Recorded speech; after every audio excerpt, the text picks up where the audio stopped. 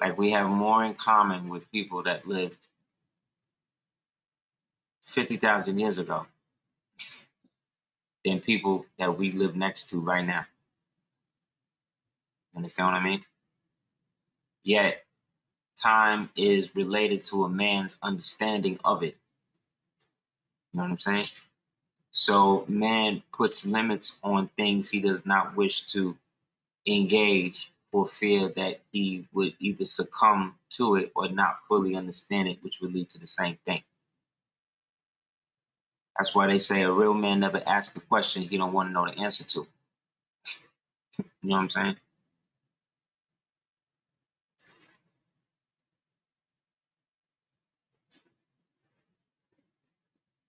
Man told me he went in the middle of a battlefield and cracked the sky open and ended the war. More so, I want to ask, what are the supernatural things have you heard about the prophet in recent time? You know, prophets are known to have created miracles, but it is to say, was the miracle created by the prophet, or was the prophet created by the miracles that were spoken of it? You know what I'm saying? So, being that all men are fallible once they come into the flesh, you got to take it all with a grain of salt. However, that salt can be used as a preservative or an astringent. You know what I'm saying? Depending on how it's used. So, you know, the consistency in the prophet or the miracle in any age or any story is really how the salt of the earth accepted or rejected that prophet. So the salt in that metaphor is the people. Remember they used to say, oh, that guy, he's the salt of the earth. You know what I mean? So salt, when you read it in the Bible and stuff like that, also represents people or to preserve something or someone. You know what I'm saying? It also can be used to describe a mood. Like, oh, he's salty. You know what I'm saying? But what happens is we apply 20th century logic to stuff that happened so long ago, people can't even, you know what I'm saying, remember how it really was, because they only going by the stories of the people who messed up the story in the first place. So certain characters in their narratives or stories started off become the villain, and then from the villain become the hero, and then vice versa.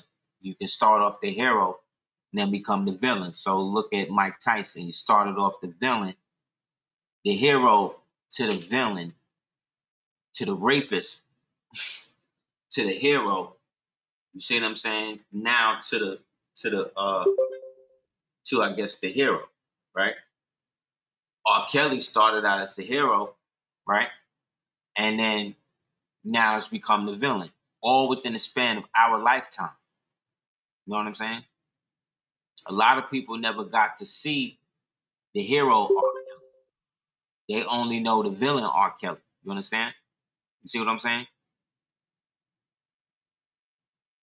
So that's the stage. When they say the world's a stage, this is the Shakespearean tragedy of true enlightenment. So like I said,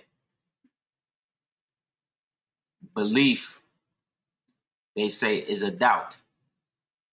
So anything you believe, you do not know. But anything, by the same token, anything you know, you cannot believe.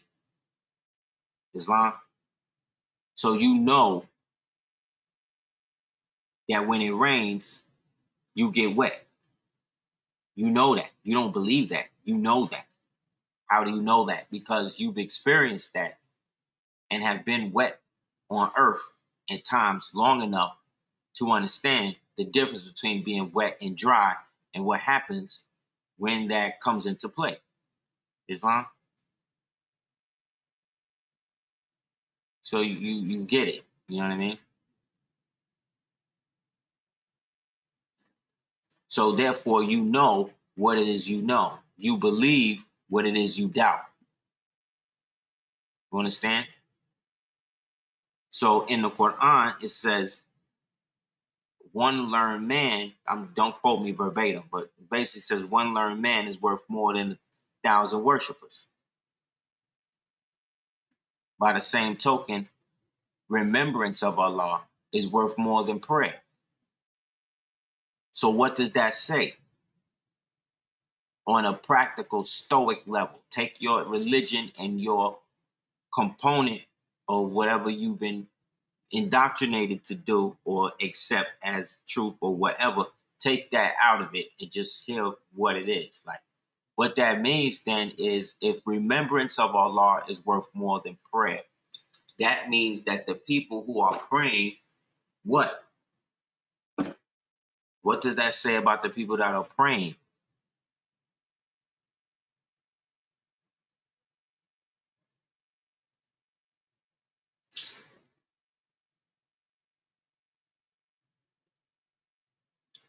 That's what they're doing and begging. They can be seen as begging, right, or believing. Yes, that's what it is. But what I'm saying is, if remembrance of Allah is worth more than prayer, that would then mean that those who remember Allah, right, in all things,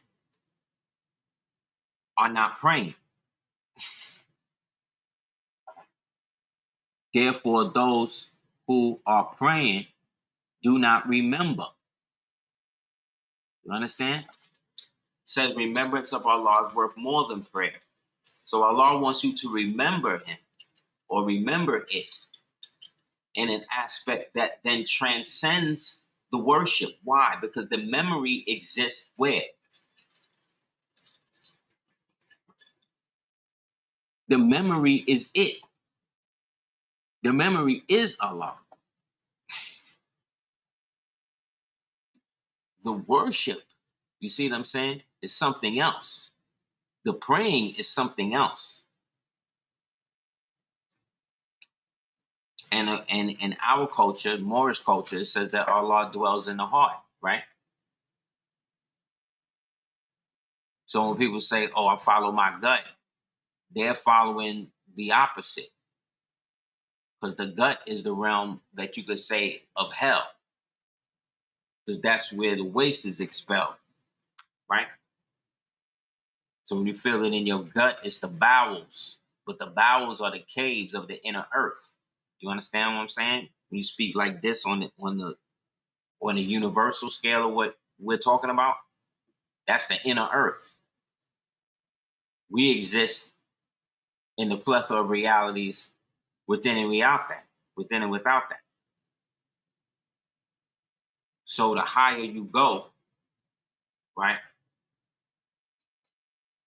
in following that instinct, which again is coming from your bowels, you see what I'm saying?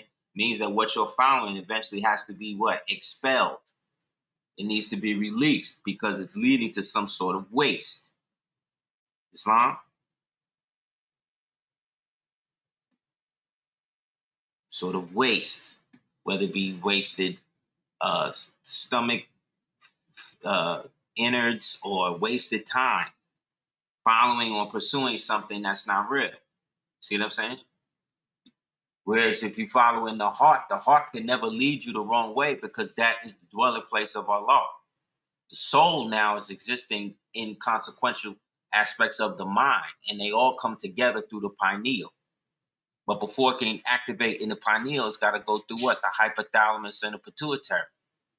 But before it even get to that, it got to come from the bottom part, which is the orchic gland, which is what they refer to as the taint, the place on the inside between where the perineum and the testes link. That's what these sodomites be trying to blow out in the youngsters and the people who could succumb to that lifestyle, so that way they can't receive pleasure in any other way except through degradation of the lower pineal organ that nobody talks to us about, which again is called the orchic, that they call the prostate. See what I'm saying? That's why they always want to examine it. That's why the only way to examine it is to get a finger. We in 2022. You mean to tell me the only way you can check my prostate is for you to again do something as archaic as putting a lubricated finger in my end. That's the only way. When you got lasers that could cut out my cataracts and I could be seeing better in 2 days. When you allegedly got satellites that could track me down to the minute second and see the eyebrow on the dime in my pocket, you mean to tell me you could do all of that, but you can't come up with a better with a better prostate exam? Same thing with the colon, with the so-called, thing.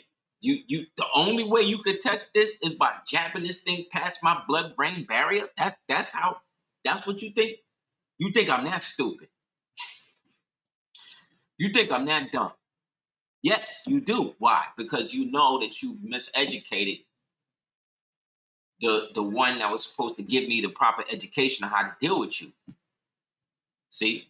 Because you've trained her to believe that you are her God. Because you provide her with food, clothing, shelter, regards to what I do as a man. I could never provide as much as the government will. All under the stipulations you stop being around me.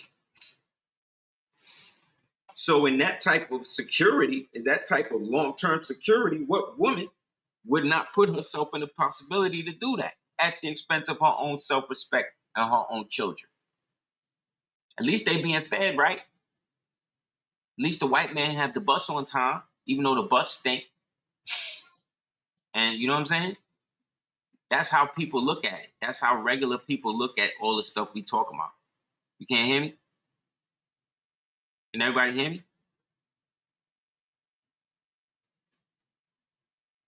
Okay, cool. So, this is what they doing. So, like I said, they created a reality where two things can exist simultaneously. One is the truth, one is the falsehood. But everybody believes the falsehood. You understand? Why? Because the falsehood was given to them by the people who gave them the first lie. Whoever tell you the first lie is responsible for telling you all the lies after that. You know what I'm saying? So that's what they had to do. And the whole world was created after, again, what we would call 1492, which was probably something like more like 942. You know what I'm saying? In our calendar, which may explain why in our calendar is what, 1446? On the Moors calendar? 1446 or something like that, right? 1446, 1447. Then in the Asiatic calendar, it was like 15,608 or 15,610, something like that.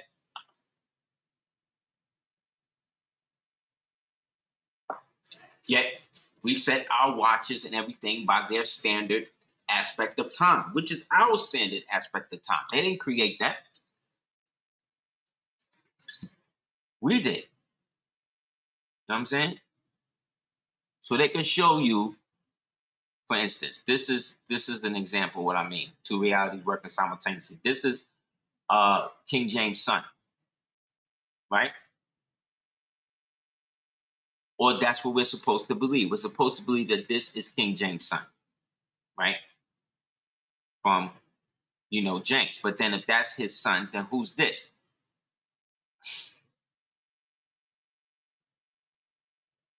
You understand what I'm saying? Like, who's this? Oh, this is Henry Lord Darnley. This is his son. You get what I'm saying? So who's this? This is who they need this to be. This is who they need the reality that they created for those people who had just come out of bondage, right? They had to create a history and everything for them because they were now living in these places that these types of people, the original people of language and everything that they adopted, had been shipped over. You see this? You see what I'm saying? So now here it is in 2022. Look, we are literally in the mirror. Like 22 is a mirror image, right? 2 and 2. So I'm showing you a physical representation of the degree of 22, which in their language could be referred to as Janus. But only one can be original. Only one is the truth.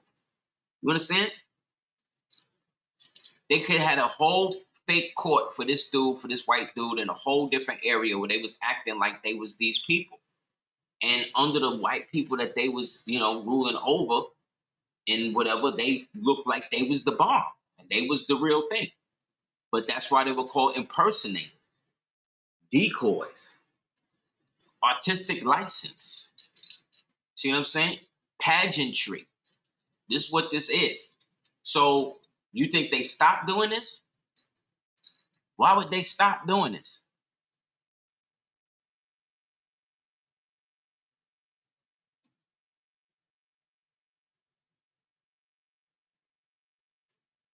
Well, if for the proper calculation, always remember you can go by 1776 because when it was 1776 for them, it was 1196 to us.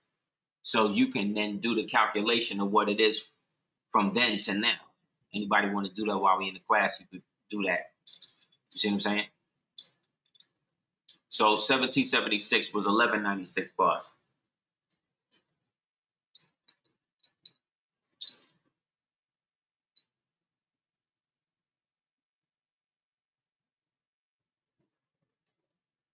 Well, yeah, you can put it like that too. So in that element, yeah, but I'm saying in their calendar, right, they refer to it as 17. So if you was to analogous that, you see what I'm saying? I would be 1196 or 196.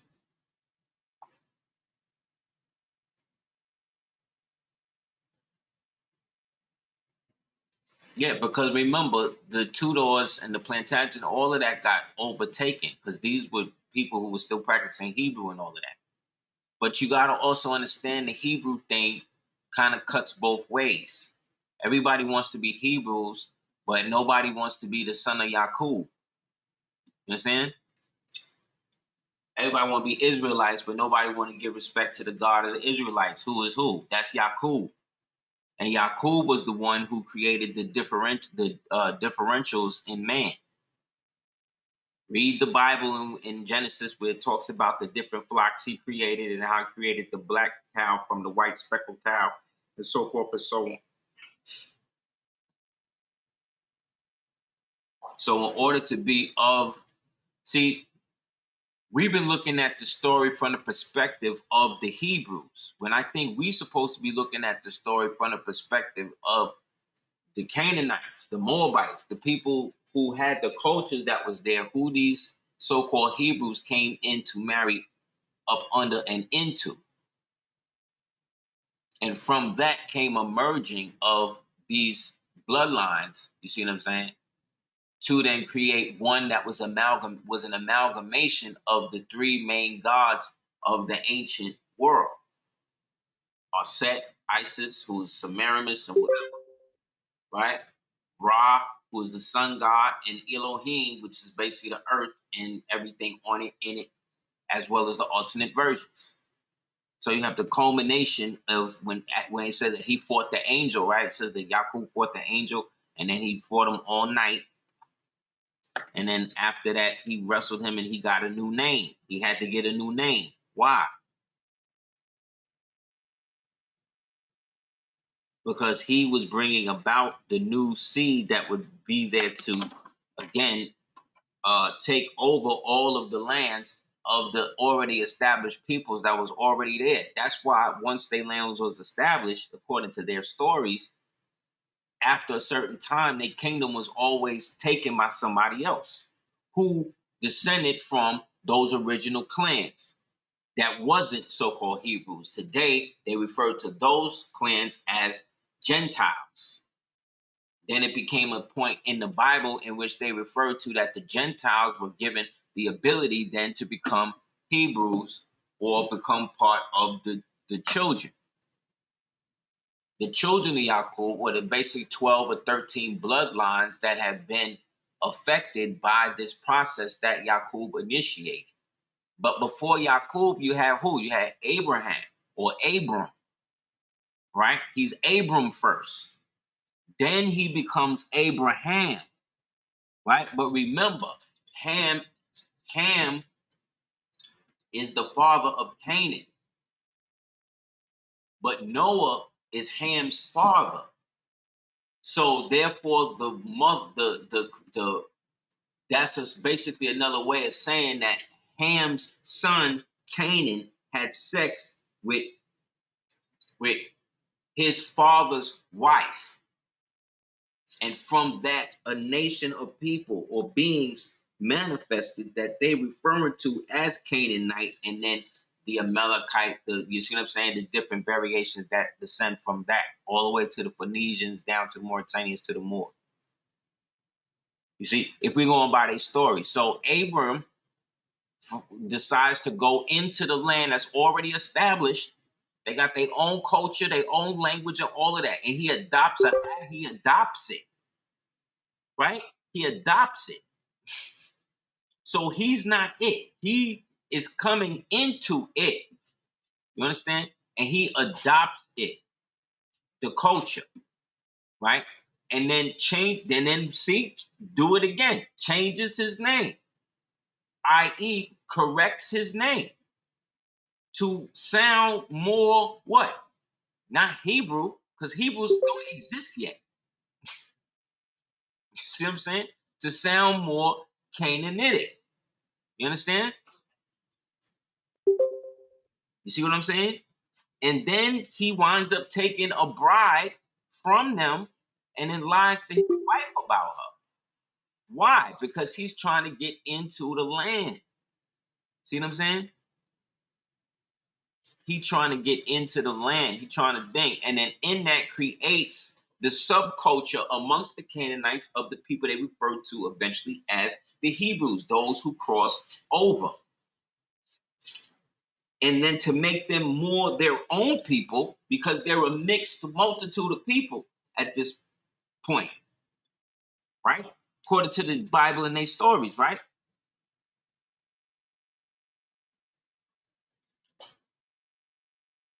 Remember, Noah is the patriarch. Then Noah had Ham and and um Cush and the other one, Japheth or whatever, right? And then after that, he was drunk and all of that, and then wound up cursing Ham. Why? Because Ham begat children with Noah's wife. You see what I'm saying?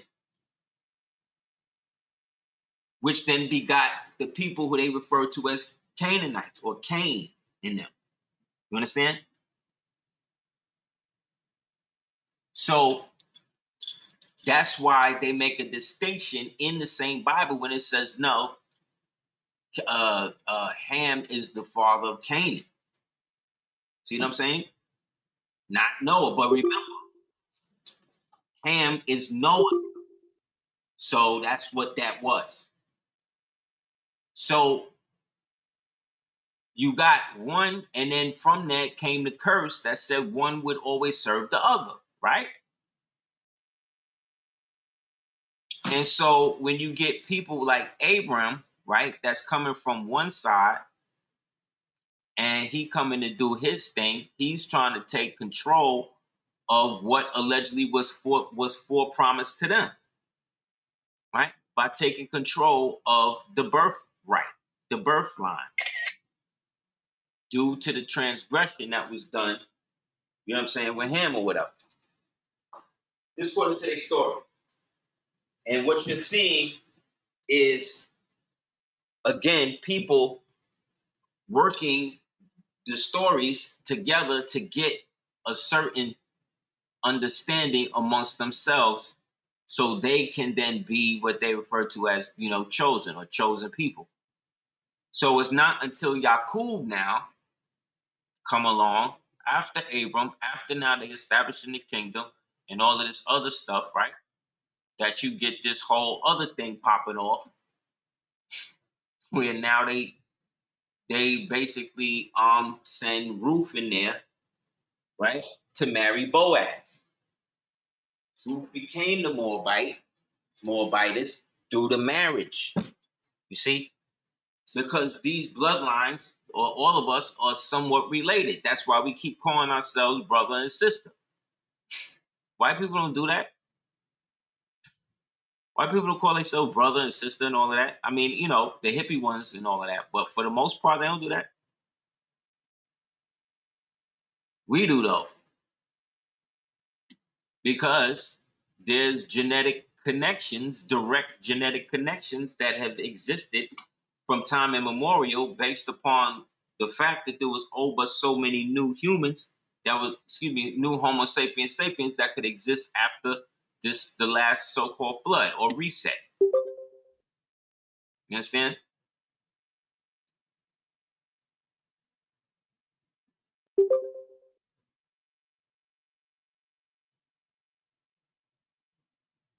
So this genetic sequence always would, once it petered out, would always produce its own variant that would be at this point from the original gene grafted out. See? So in all of these bloodlines, some of them are marrying into to produce that, and then some of them are marrying into to prevent that. You see? So you're talking about a global genetic war now that's going on amongst these original societies or kingdoms.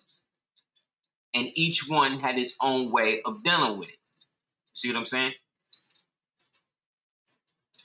Thus, the religions then become the storyline that they use, you see what I'm saying, to prevent the miscegenation of the bloodlines based upon the so-called 12 tribes naturally having control over the rest of us, the so-called Gentiles, or the so-called ones that's not considered Hebrew, even though we're naturally that. Because remember, these people who call themselves Hebrews adopted Canaanite, Moabite culture. So that means then, and language. So that means then that not all the Canaanites and the Moabites and these people was worshiping Molech or burning babies and all that, like they want to keep making us think. You understand? They want us to look at the historical aspect one way, so we're not asking the right questions around each other when we're really standing in the place where all of this stuff happened. You understand what I'm saying? Because when you read the so-called Egyptian texts or the Egyptian walls or whatever you want to talk about the Egyptian, they wasn't. There's no mention of Hebrew people. There's no mention of them. You dig? So when they talk about the 12 tribes and the you know what I'm saying, like that's there's stuff in that, right? But you got to also look at it from the perspective of the grafting Yakub thing. These were the 12 families, right? Originally started melanated, right? And of course the process went down and then they eventually, altered everything. Just like in 1621, the word Indian was substituted for Moorish. But this single alteration of the original text was again transcribed in 1730, right? So by 1730, they had wiped out Moorish in America.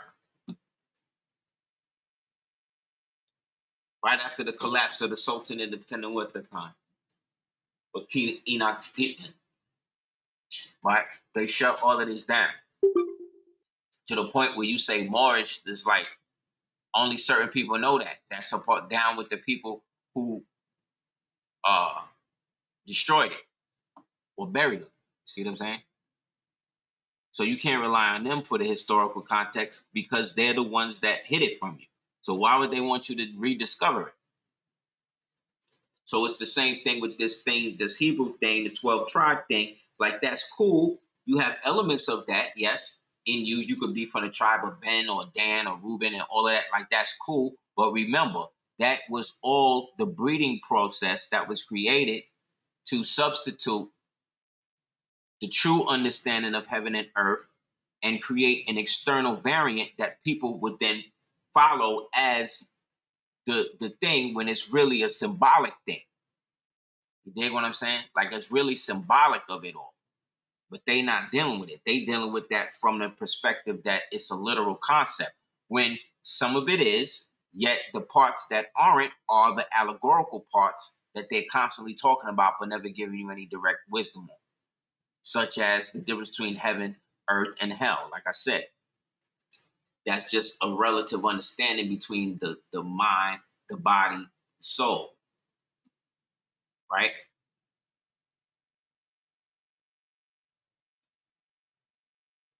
So the concept of Yehoshua, right, or Yeshua, that goes back to the Phoenicians. That's even before the Hebrews, because the Phoenicians, they had it broken down, right? They got it broken down in that basically says he, hand, behold, nail, behold, teeth, nail, eye, which also means he exists and exists to secure and watches, right? So that's basically, again, from the Phoenicians. So this is before it then gets translated, right, from the ancient Phoenicians now to the ancient Hebrews to basically bust down to I am that I am, right? But before that, in its actual context, it's then Ayin Shin He Ya Veya, right? Or Ya or Yad Had Vad He, right? Depending on how you do it. The Jews, the Ashkenazim Jews, they won't say it at all. They'll just say Adonai, right? Or Elohim. You see what I'm saying? Because they're dealing with keeping the secret as well. They're the undertakers for all of this, right? Right, because the six-pointed star is representing the hex alpha. But heaven is always where the mind exists, because that's where you pass, you go outside, past the physical boundaries into the other realities that they refer to as dreams. So those other realities that they refer to as dreams are the alternate self experiencing infinity simultaneously through the primary or singular identity, which is you've incarnated here.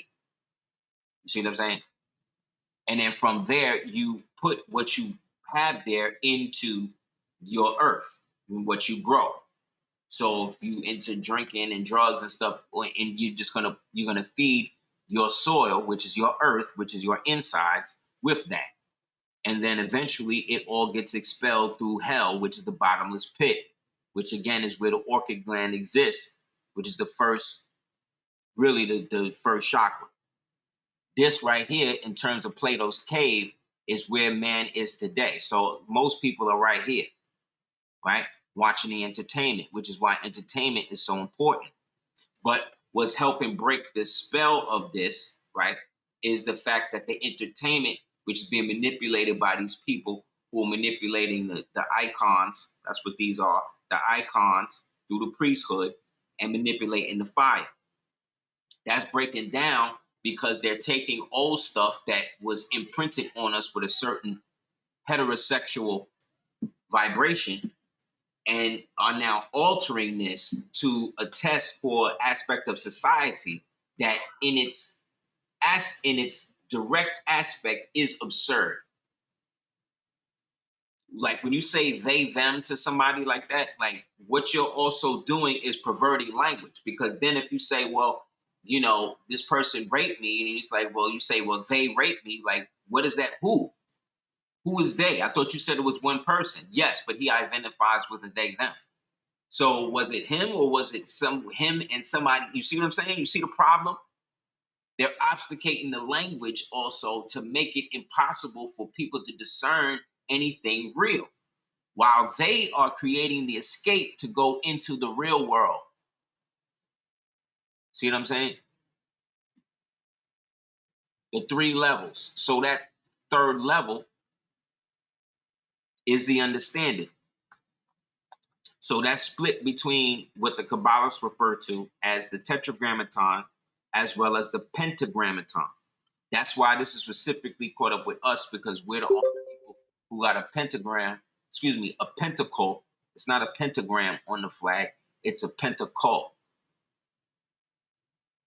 which is synonymous to the pentagrammaton. You understand? Which is the flip of the tetragrammaton, the mirror reality. Like in all of these reality shows that you watched, right? With the Kardashians and all of these people that you watched on TV, especially when you in their crib and all of that, right? How many celebrities you ever remember having, that you remember seeing going through their crib and all that? How many of them do you remember actually you seeing in their crib having a mirror?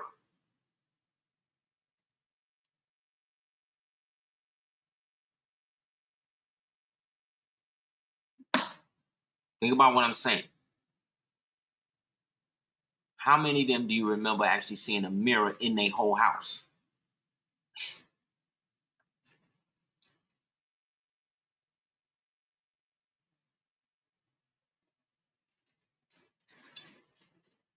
A pentagram, right? That's earthly. That's what the Satanists got on their stuff, on their satanic circle. The pentagram with the circle around it, that's a pentagram. A pentacole, that's the spiritual aspect of that. It's a direct representative or synonymous with Venus. But like I said, how many of you remember seeing these reality shows? You don't watch the Kardashian, all that. You done seen these giant houses and shit that they lived in. When the last time you remember seeing any of them in a mirror or having a mirror in their house? You don't. What you see is a bunch of people in their face making them up all the time. You seen that, right? That's the only time you really see her or them in front of a mirror.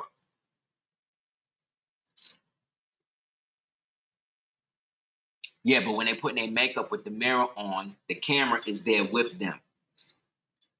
Or they are having it done by people doing it to them.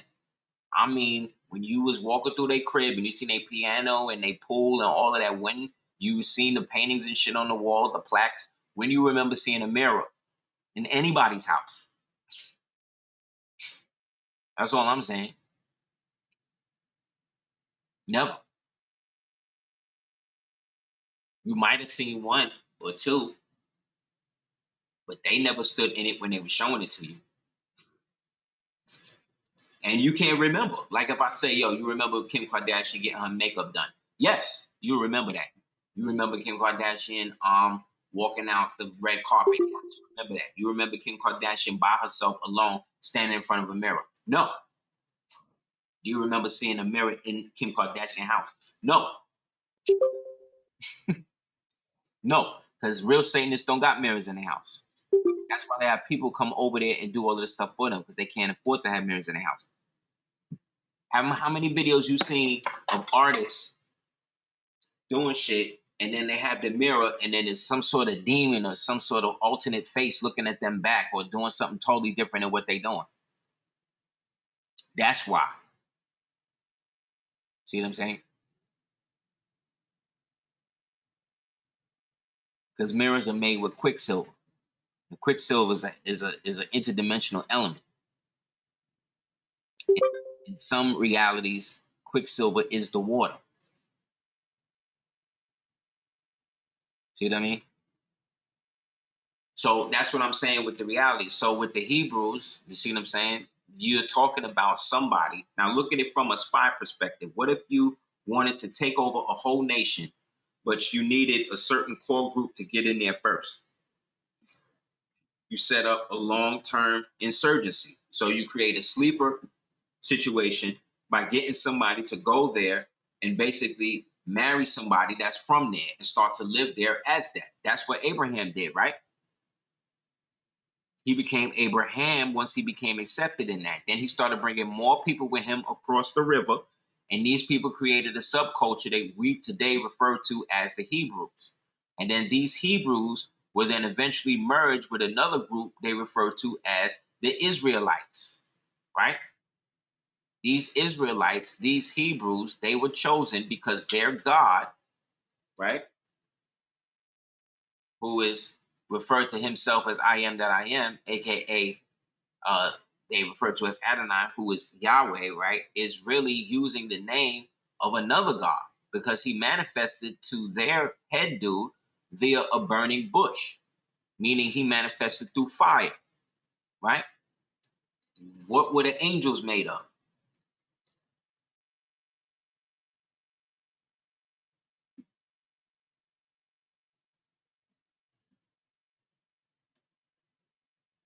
What were the angels comprised of?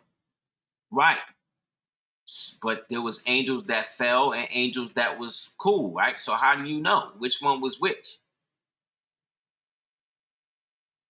And thus, this God used these people to then adopt and destroy all the other people and force their gods to his God, all the way up to Musa, right? Who has now come to take those tribes, meaning those clans that followed those laws that were used, which again were breeding programs. That's what we're talking about. We're talking about the Ten Commandments. We're talking about the codes of Hammurabi, or the codes of like so-called Hebrew culture, like how to kill stuff culturally and what to eat, what not to eat, the no pork, all of that. All of that is breeding. All of that is a breeding program. All of that is to cure certain things don't manifest through the bloodline that would then allow a certain type to be thing. That's why they only was going to marry through each other, right?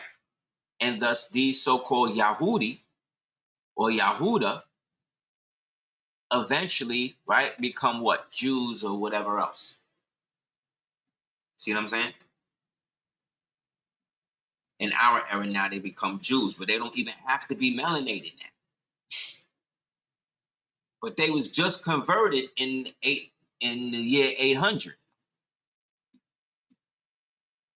because they were again part of those cultures that by the end of it, once they were bleached out and nobody knew what to do with them, what did they do? They marched them up into the caves, right? That's what they always did.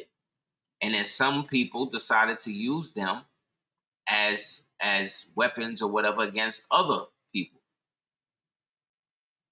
and thus started to use them in their own breeding programs. You see, to then literally bleach out or take over other people's bloodlines, countries.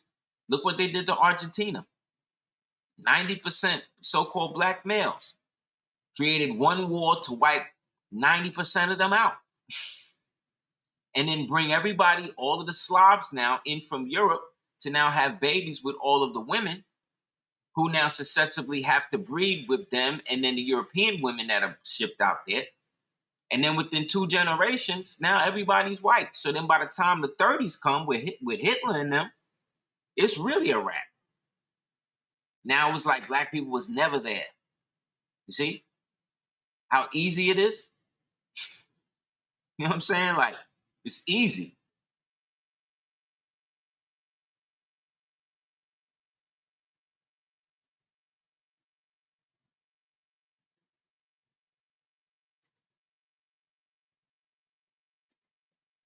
Yes.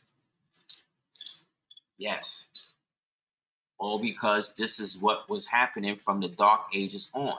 And a lot of us swore against it. But a lot of Moors was dirty or became dirty because in their bloodline now, some of them were connected to this. You understand what I'm saying? They were connected. They were creating harems and then starting the people that with the white, the so-called white women, the Patagonian blondes, as they described in the Clock of Destiny. Understand? And then from there, like I said, this is them bringing Esau's seed in, bringing them into the bloodline. See, which is then moving them farther away because now they're adopting different things. But this was not what everybody was doing. We Moors, we traditional Moors who remembered the Moabite, Canaanite, Phoenician, all of that thing. We still have our own culture away from that. You see what I'm saying? even though we're still practicing the original tenets of it, because most of the real so-called so-called Hebrews or Yehudis is from West Africa, like the Igbo people. I remember them because these were all of the ancient priesthood dudes who was practicing the old Anu stuff that was trying to preserve that against all of the changes and the cosmic Neapolitan stuff that they had been creating in the eastern portion, in what we call Egypt today. So everybody's trying to be a Hebrew Israelite when they're talking about two groups who fused together to absorb the birthright of the nations that their God so-called promised them. But those nations, those lands, that was us. That was us. Read their Bible. Read what it said. It said the land of the Amorites, the Canaanites, the Amalekites, the Moabites, right? We even made a covenant with them in Deuteronomy to help them fight against all of the other dirty ones and the crazy ones that was doing all the stuff they was doing, the giants and all that shit. On your screen are two different versions of Septimius Severus. This was the Prester John of the Dark Ages. He was the one ruling from Asia over Europa. He's the one that built the first walls, like Hadrian's walls and all of that.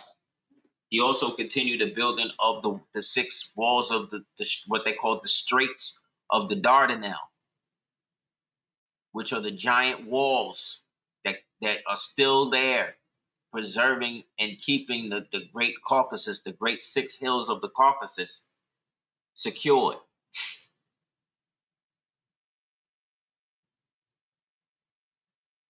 Like, this is the ancient history that was our history. We were the keepers of those gates. You understand? That's why they're wide open. That's why they keep bringing them through. Because we forgot. We're the one that kept Prester John in check. The only reason why there was one was because of him. That's why it couldn't just be one. It's whoever was bold enough to stand against the New World Order that we had established. And it wasn't until we reached the tipping point where enough of us lost our noble nature, that then everything could fall in on itself. And now the puppets is walking around acting like they the ones that created the plan from the beginning, when they just rocking it on autopilot. Now what they trying to do is pass the buck on to artificial intelligence now, to put it on them. Only a devil would go on TV talking about we need to reduce 50% of the world population, and nobody rise up against them. Like, these people are on book saying this. They on book saying it, that they happy that they've already reduced a certain amount of time. Like, when is somebody gonna stand up and be like, this is insane? Because the only reason why these people are doing this is because they feel they have money. But money don't exist. It don't exist. It's an agreed upon idea that's only enforceable if you're a citizen of it. But if you can protect yourself from the taking of it, you see, that's something different. So just to be clear, just to show you, we talking about us over here, which is in league, in line with the Circle 7 Quran and what it says about in chapter 47, Egypt and the dominions of Africa. Remember, Africa is a Latin word. The only ancient people that spoke Latin was us. The Romans adopted Latin from us and created a vulgar version called Vulgate Latin that they are speaking, which is not the original Latin. Therefore, we're the only ones that speak the original Latin. And Africa being a Latin word means we named that. So when they tell you about Scipio Africanus and these people probably never even existed the way we think they did. That's what I'm trying to say. Because everything is the language. So ask yourself, how are you an African country, but you spell your name, the name of your country, in English? Well, how does that work? How are you a Spanish country, but the name of your country is written in English? Can anybody explain this? How are you a Russian country, but the word Russia is always in English? They're always using it in English because that was the global language that was imposed by the British on our behalf.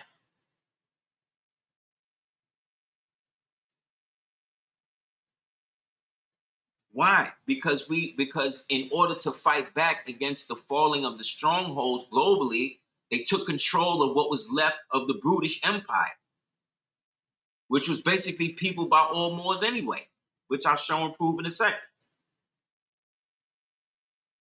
But here it is.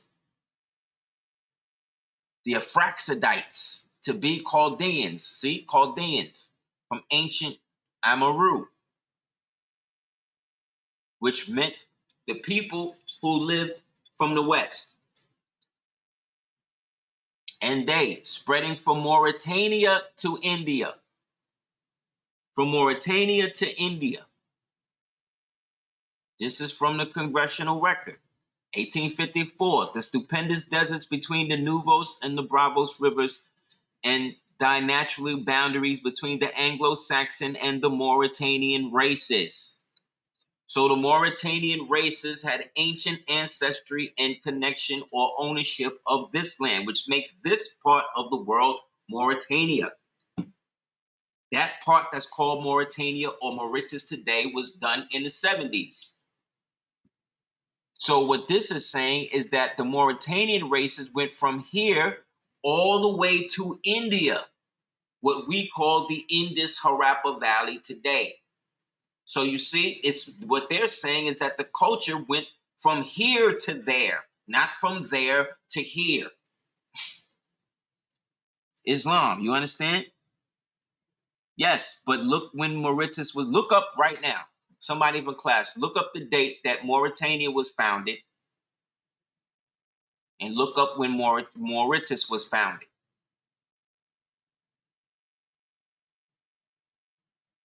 I'm showing and proving based upon what the actual documentation is showing us, right? So for Mauritania to India, to whom ascribe astronomy and the zodiacs. What other society of more people deal with the zodiac but us?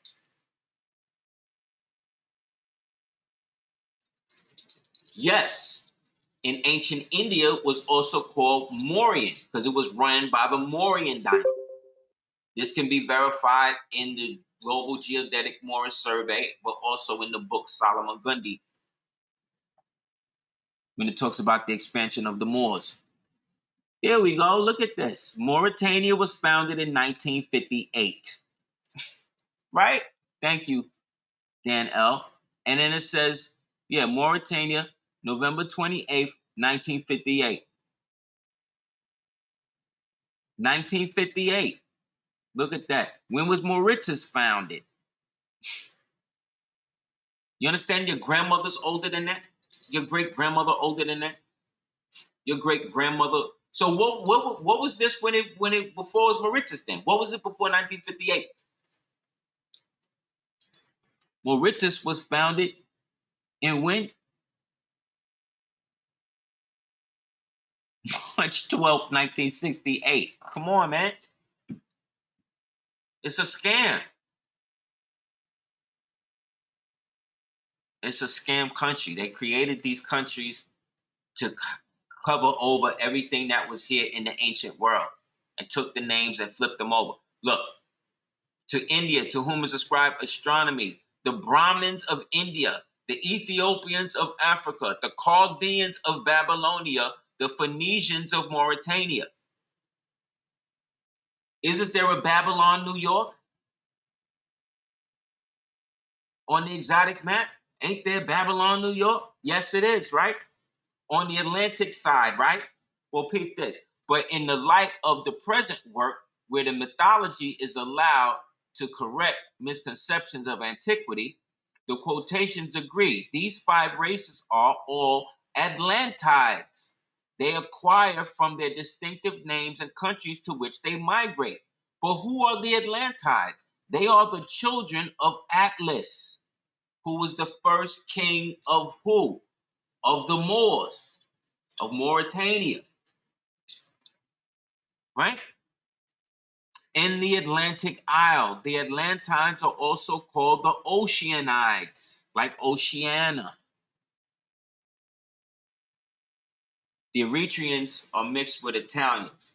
The Ethiopians are mixed with Indians, Dravidian Indians. Not the light-skinned ones calling themselves Brahmins, but the real Dravidian Indians connected more to the Sentinelese, or what they call the Jawara, who are totally back to the land and kill anybody that kind of try to come and give them Christianity. Right? Look. So they telling you that Mauritania was on the Atlantic side, meaning over here.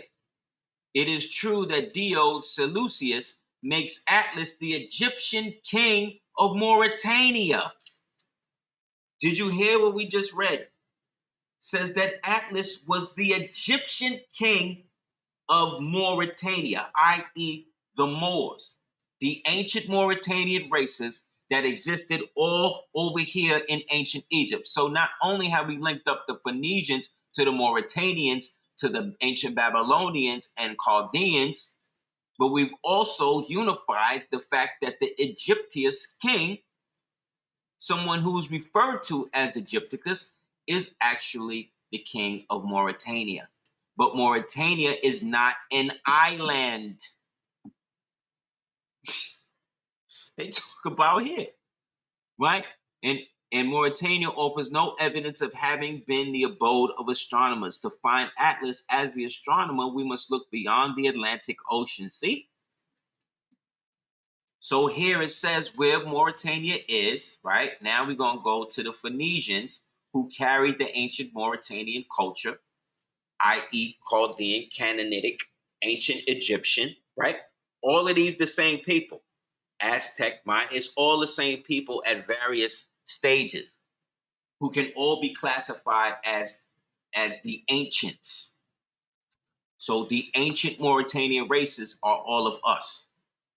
The Phoenicians spoke what? A Hamitic Semitic language closely allied to the Hebrew that the Phoenician and Hebrews, though different dialects, may practically be regarded as the same language. See? They adopted it from us. When we read about the Ephesians in the Bible, that's the Phoenicians. But they're going to tell you based on the Romans that they something else. Just like they never told us that the book of Micah was the book of the prophet to the Moors. Because Micah was the prophet to the Mordechetes, who were being shunned by the Hebrews because of their ancient connection to the covenant. Because technically they was Gentiles, meaning they had a kingdom before these so-called Hebrews adopted, came in, then created the bloodline system that only they could be down with, and anybody that wasn't under their system could then be ostracized. See? That's where the 12 tribe thing came up, to create the 12 bloodline situation, to make sure that this intent that was sown in them by Yaqub on the behest of their God, you see what I'm saying, could then always put them on top, which explains why they was always being enslaved by somebody else. Because despite all of that, they would always disrespect their own God that put them in that position. I'm going by their stories. You understand? This is what their stories are saying.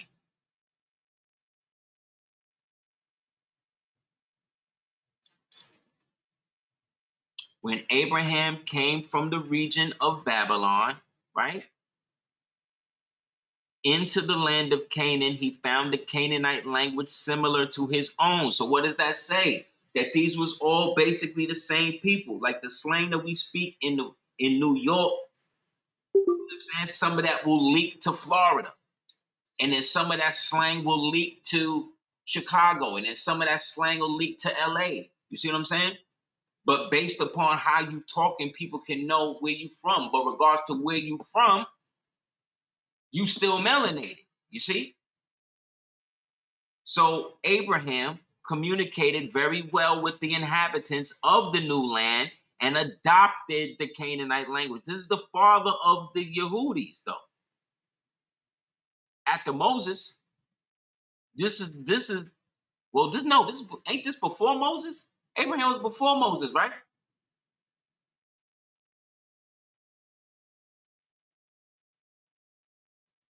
Right?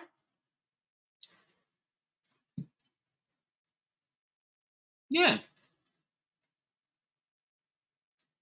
Yes, you know the joint. So Abraham communicated with the inhabitants, made certain modifications, and it came to be known, as Hebrew. See that? It made certain modifications and it came to be known as Hebrew. So that means the Hebrew that they speak in now, see what I'm saying? Was modified. So they not even speaking the real Hebrew.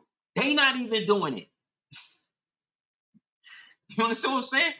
Because he modified it to give them the upper hand in the dialogue and the dialect and everything else.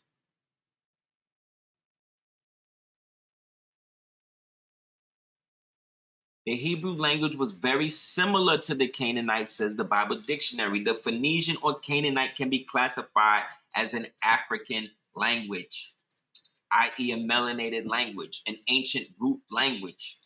The Canaanites were the blood brothers of the Egyptians, the Ethiopians, the Nubians, the Sudanese, and other Africans. The Phoenicians established colonies in North Africa, right?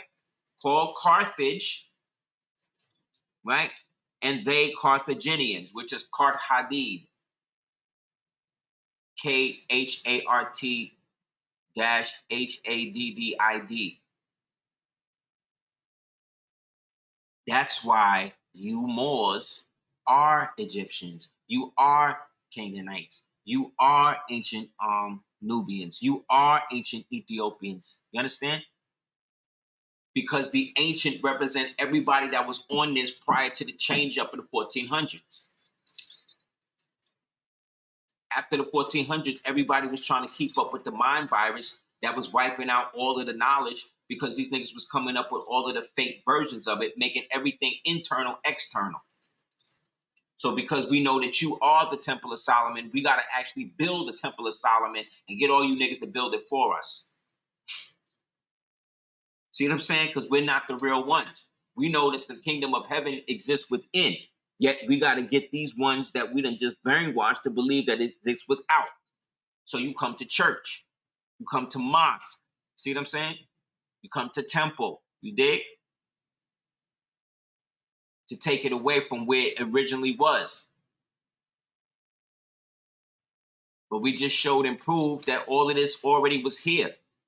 That the Moorish peoples and their Indian associates, who in 1621 was Moors, but by 1738 had been known then as what? As Indians, right?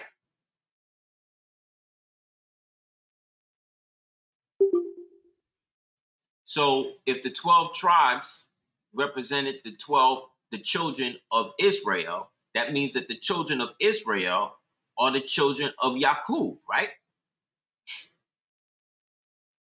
Right? Doesn't that, it means that, right? So if the children of Yaqub are also the children of Israel, and the children of Israel refer to themselves as Hebrew Israelites, and we know that the original Hebrew language was originally not Hebrew at all. It was actually Canaanitic, Moabic, right? And it was modified and altered to become Hebrew. And it just so happens the people who modified it and altered it and became Yahudi or became Hebrew also became the ones who eventually took over the land by changing all of the language and the documentation to fit more and more of the immigrants that was coming into this land, and they were now adopting this identity, which caused problems, and eventually those people who descended from those ancient people went to shut it down. And this is what led to the wars that you read about in the Book of Kings, where all of the kings is going against each other And then eventually get to the point where the only way you could get out of it was what? Marrying into it. Didn't Solomon have wives from other nations? Who was his Hebrew wife, though? Who was his Hebrew wife? Anybody know?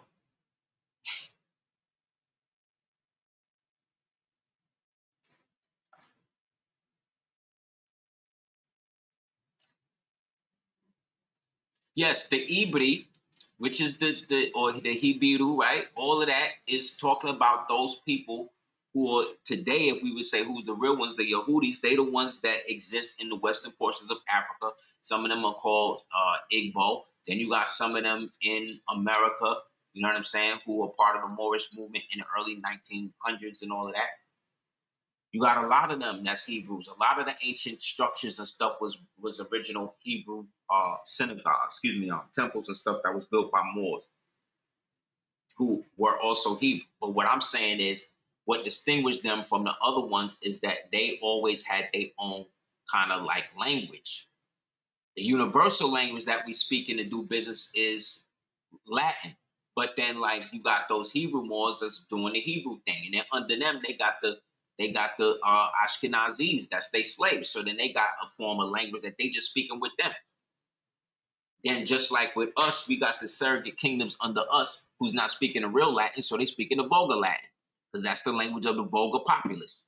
The vulgar populace is all of the ones that have been extraneously bleached out from all of the systems of this 12 tribe, 13 tribe system that had been initiated from the onset of these people we're calling Hebrew, which really means people who crossed over the river. But the river is also can be synonymous to the DNA. See what I'm saying? Like it's all the same thing. Or the blood. They crossed their blood over into our situation, our traditional so-called situation, because to them we were seen as the Gentiles, because we wasn't dealing with serving their God that came to them from the bush from Moses. Because there were kingdoms and all of that around them. But they agreed that that would be their God. And then from there, he would lead them, because it was a war god, who would then lead them to ultimate victory over everybody else. Don't they say the Jews run everything?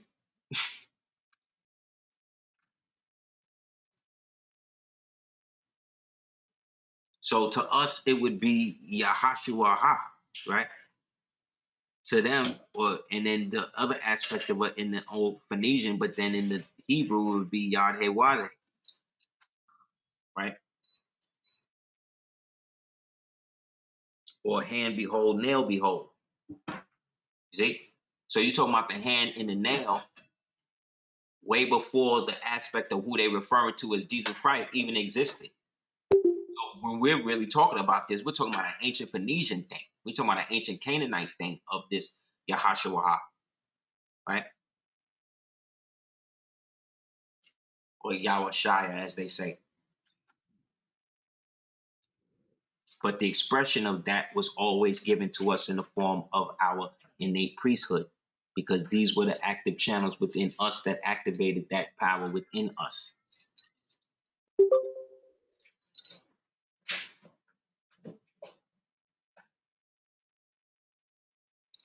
Well, yeah, they've turned it into Mystery Babylon. See what I'm saying? Babylon is Rome. Mystery Babylon is like the United States, Vatican, and Rome, but more specifically like the United States, right? Then, yeah, it's Mystery Babylon now, more than Babylon itself.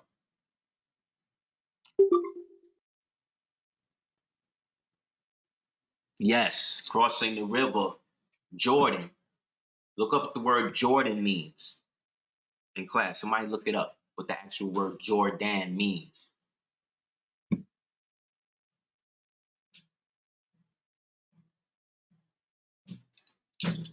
Oh, that's a good question. One of the Dirty Moors took it, who was a part of this Freemasonry thing. And these are the guys that's keeping it secret. You see what I'm saying? You got the American Indian Freemasons, who were the Moors, right? Who, by whatever means, had to go back underground or joined up with the overall system, and then went along with being called Negro, black, colored, whatever, in order to keep their whole situation intact, even if that meant fighting against their neighbors and their brothers and all that to make that happen, because they had been tired of being displaced based upon all the strongholds that we had fallen, and so they grouped up with that. And then from the American Indian Freemasonry comes the United States, which then creates Native American Freemasonry, in which they now link together to create modern day, what we call Scottish Rite or whatever Freemasonry, which is basically just all Satanism.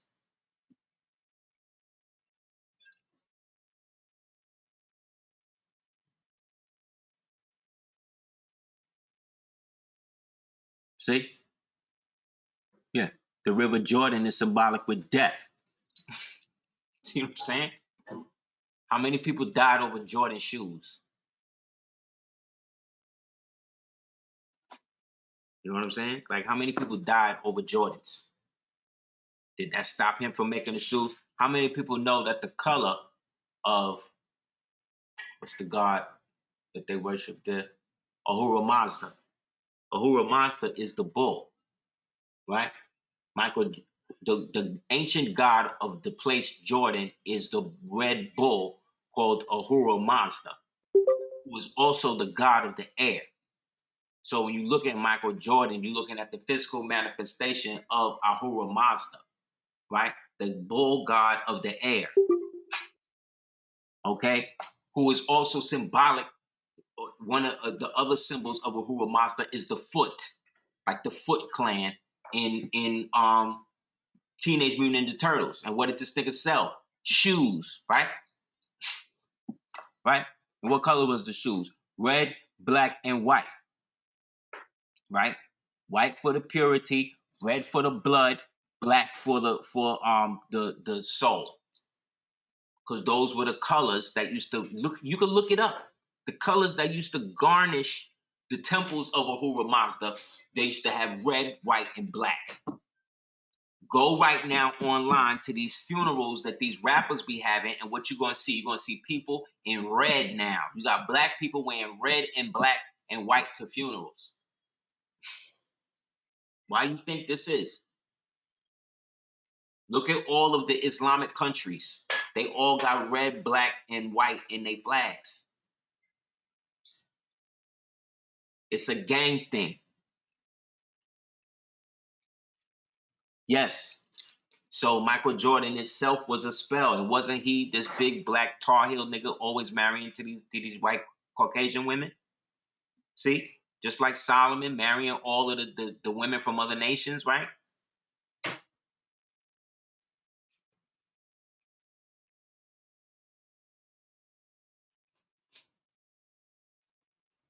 Everything is the perspective, man. Like this.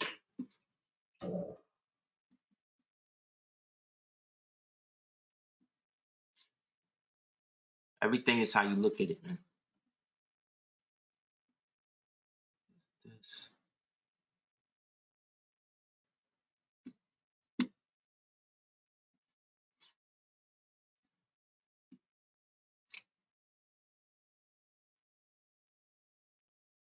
You would think this is a demon. It's not. This is what a shark looks like upside down. Careful. This is what a shark looks like upside down. See what I mean? Perspective.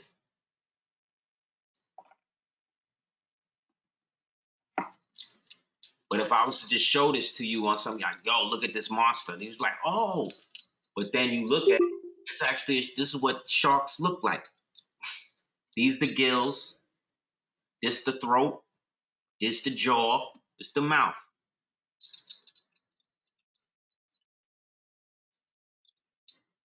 Yeah, this one look like it's crying. But this is how ill Allah is. So imagine you a fish, or you just there sitting down and you see this thing fly over you in the water. It looked like a face. Why you focusing on the face? You already ate. But whenever they show us movies with sharks, They always show us the shark coming at us, right? Or chasing us or whatever. But guess what? A shark ain't shit to a dolphin. Dolphins will headbutt a shark to death. Will nosebutt a shark to death. The last time you ever heard about dolphins and sharks fighting? Never. Sharks don't have no wins with dolphins.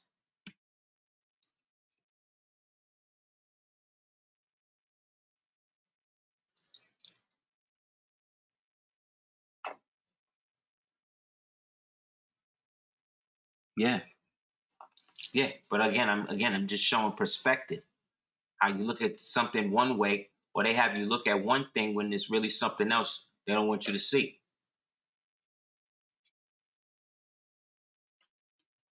Because everything that they got, they built on top of hiding something of ours. It's the only way this reality can continue. Like Juneteenth, like they done got it with Juneteenth and Father's Day basically on the same day. Like that's crazy.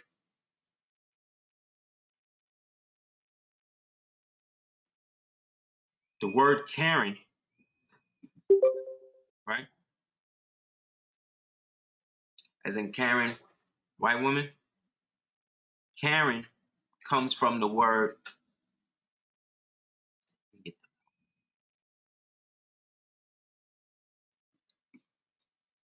Karen is not a name from Europe. It's not a European name. That's an ancient indigenous American name. So again, calling these white people Karens is another way that they mocking us. This is how these Freemasons is mocking us. Again, we shouldn't be calling them that. Trying to get the image. Hold on.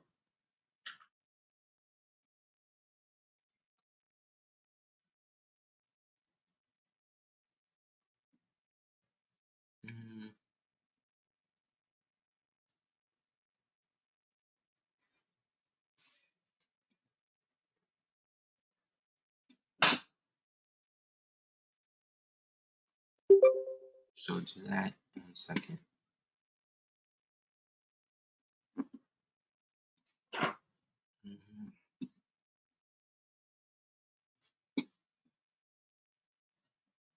Oh yeah.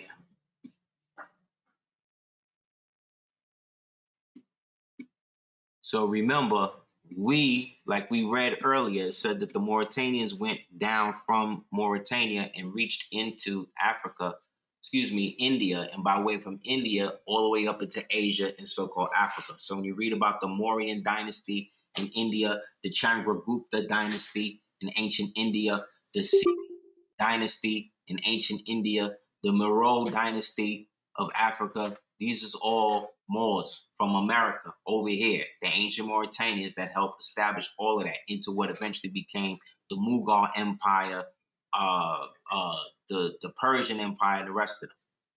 These are all considered, that's why they're considered Asiatic, right? Because we were the conquerors. We, even when they were referring to themselves as Algonquin, that's why you can find the so-called original dialect all the way over there by the Siberians. The Phoenician dialect, even in the Phoenicians and all of that in Asia, Siberians in Asia, and in the language that the Siberians that they call in Native Americans, who are all degenerate Freemasons or descended from those degenerate Freemasons who adopted the identity of the Indian after the American Indians had been referred and reverted into being Negro, black and colored, based on things like Juneteenth. They did that. So these are the two books you can get again yourself to go into that, so you can show and prove these people that we've been expanding and we are the natural earth civilizers. That's how we had everybody on earth speaking the same language.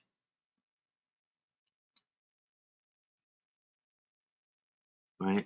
1 second.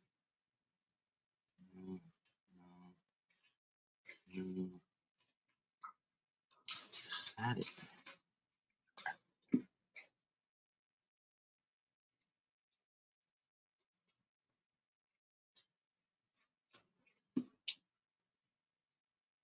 And then they tried to come in again and force their way into the bloodline. And then it became a bunch of fighting again. And so those of us in Kara Cafe, right? fought back against those expansions. So you had the black,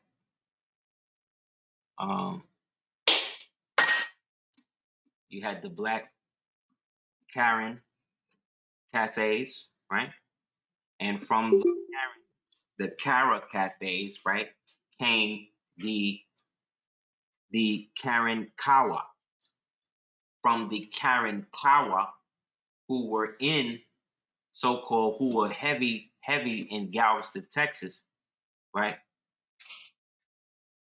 They were the ones that was holding out on the fake. You guys was enslaved, now you free. And they held out from being referred to as Indians and Africans. So the last holdouts, right, were the Karens or the Karankawa.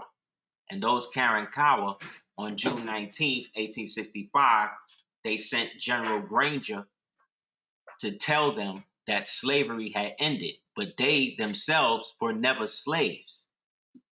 You see what I'm saying?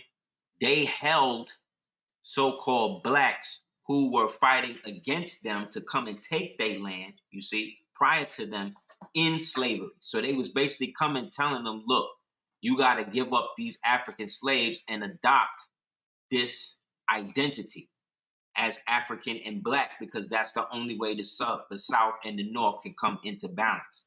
We emancipating you, meaning we're transferring the ownership from you as the lords of the land to us as the United States. And in this law, now you guys are listening to us. And in this new world, you guys are no longer Karankawa, you are African or black, because you were not enslaved. But we are denouncing you as slaves, you see, to adopt this. And this is what Juneteenth is really about. You can look it up. Look up the Karankawa and Galveston, where this thing allegedly happened. And then those slaves that they held in perpetuity, because these were the ones that they was fighting against, that they sent here to take their land in the first place. They was holding them still in bondage until General Granger came and said, no, these ones is free now. And you Karankawans got to let them go. Because if you don't, we gotta fight you. And then that's when the Indian Wars and all of that stuff started, right? In which the traitors, the Buffalo Soldiers, the traitors, the ones that they tell us was great and all of this crap, these traitors came and laid waste to all of the lands and stuff that we had. But a lot of the elders still remembered where a lot of the riches and the ancient stuff and all of that was. So they would tell the white people, oh yeah, go to this place because there's gold in them dark hills. And then they would go there and do that. And while we was out there doing that, we were securing the oil fields and all of that in Oklahoma. So by the time the white man figured out what was happening with that, niggas is producing 30,000 barrels of oil a day. A day. And that's facts. This is not no made up. This is what we was doing. This is what black people was, how black people was living. Black people was melanated people was the #1 people in the country. Nobody had more money than us. That's why everybody came here to take what we got. That's why everybody in this country has received some sort of reparations, except so-called black people, because you can't give it to us, because you would have to give us everything.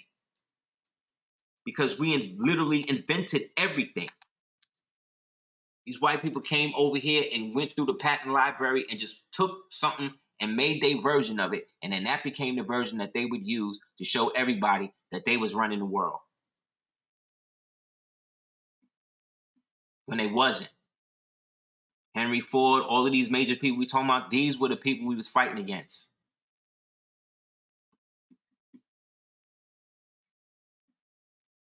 Big up to brother Amani Bay. Check out his page. See? Their first oil well, 2,000 barrels daily. Daily. When you ever heard black people, they give you this one story about this so-called enslaved black girl who wound up getting some land and then found out, oh, there was an oil well in that. She became the first black millionaire. Like, she the only one. Why they always make you think it's only one? When who was her mother and her father? Where was the community that birthed her? Where they come from? We had our own army, the Grand Army, the Republic, and all of that. That was us. We already had our own stuff. These people, that's why they wanted to integrate, because the United States was bankrupt. They couldn't get into the rest of the world, to the rest of the country. That's the same flag you see the prophet flying, the national flag. They didn't have no money. They had to integrate with us to get us to give up our land and spaces so they could come in. Because they had already prepped the white people who moved into these places that we had been kicked out of, but we were still the leaseholders on it. We were still the fief holders on it all, so long as we maintain our nationality. This ain't no jumbled 51 state flag, just the real flag right here. These are the real Americans. They own the army, they own planes, they own tanks. They wiped us out. They made us forget all of this, B. Look, think I'm playing. Look right here. Look at these Moors.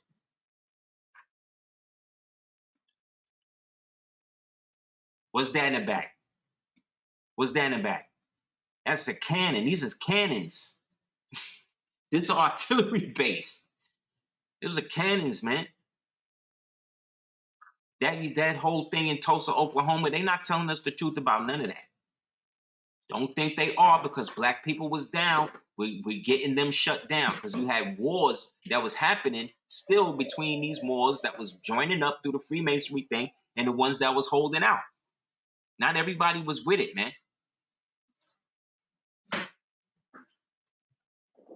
Look, bro.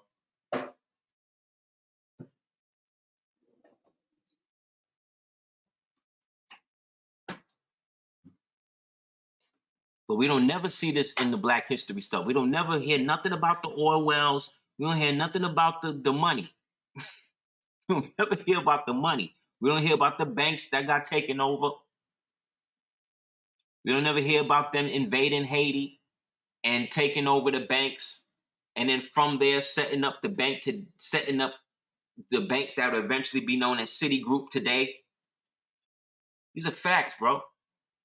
Look, the 1st Battalion, 2nd Infantry, 3rd Battalion, 20th Infantry, 44th Obsidian Squadron. That's what the OBS, Obsidian Squadron. Like, what? Squadron? That means planes, bro.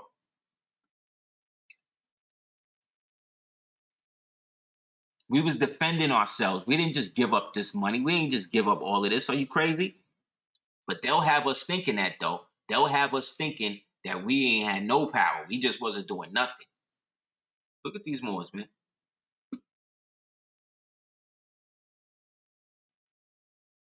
This is in the West. This is in Mauritania.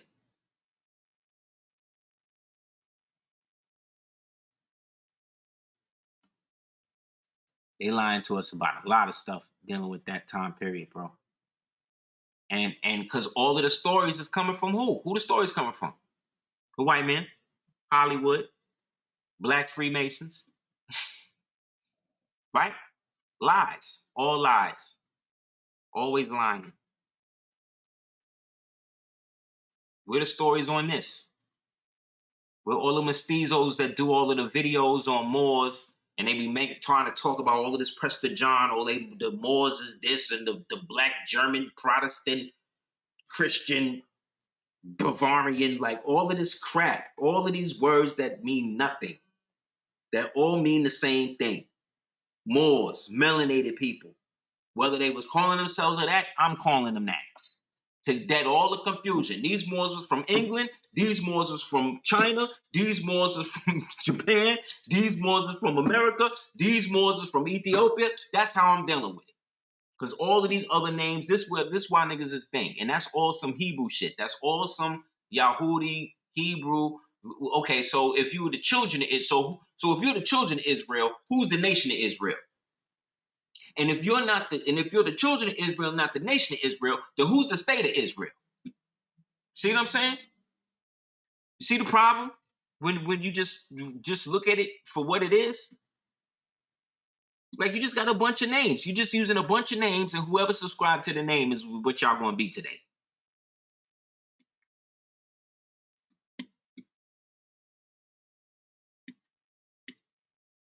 So you mean to tell me when niggas was being hung all in the South, like they showing us, all of these black people in the South, they killed so many people in the South. How come there's people in the South now? They hung so many people in the town. They killed so many black people in the thing. How come there's people in the South to this day? South so racist. The South so racist. So you mean to tell me why niggas? So you mean to tell me that Madam C.J. Walker found out about the hits that was happening in the South with the hangings because she got a call? Because Moors had their own phone company? Black people had their own phone companies in the mid 1800s? What? That was being run by children. Look at this little girl. It's run by children. So they have phones. So you mean to tell me we have phones and electricity and lights and guns and tanks and oil fields and all of this?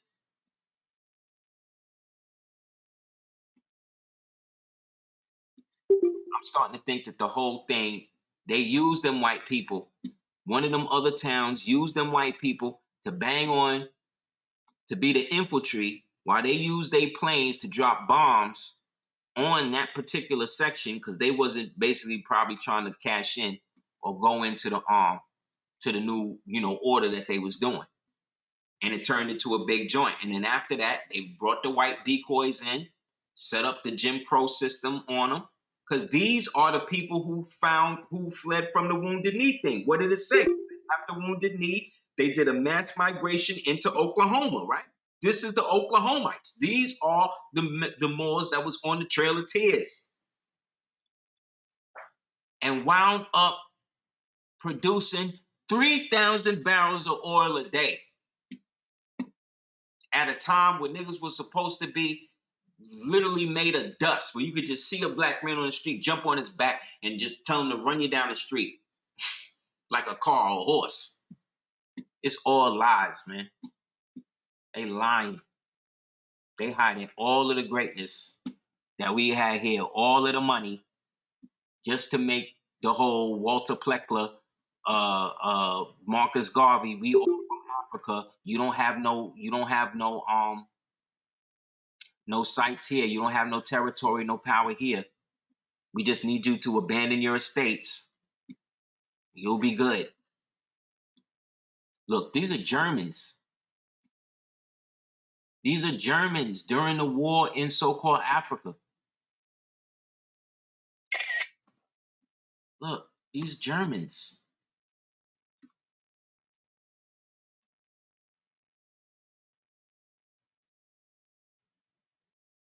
This is what Germans was looking like in Namibia or wherever they went into Africa during the Northern Africa campaign. This is what the Germans look like.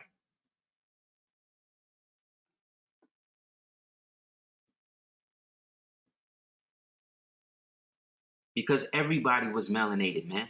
They got us tripping. They got us thinking we're totally outside of everything, man.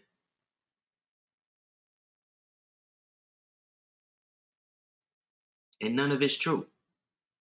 And like I said, you see the American Indians and the Native Americans, they working together to keep the secret of who's really running everything here. Because we're the ones that conquered the world.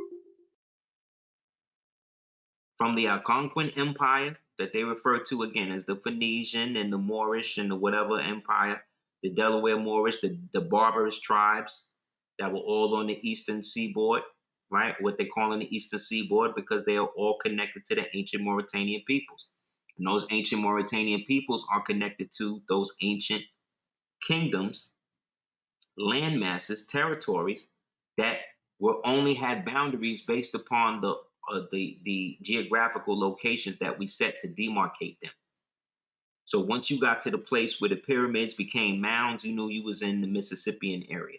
Once you got to the place where the so-called pyramids look like steps, now you in the Empire of the Sun area, the Tenochtitlan area. Once you got to the place where the pyramids look like pyramidions, you over there in the colony, in the new kingdoms. See what I'm saying? Simple.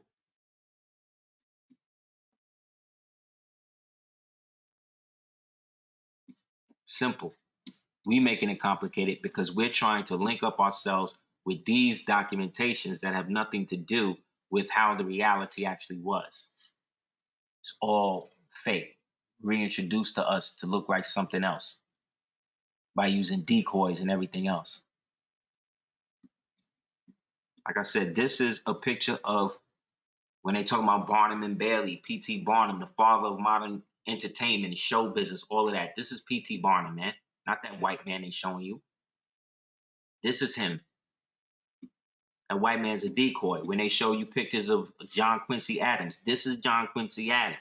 This the decoy. Or this is him when he's older, but they washed the picture out so he looked white.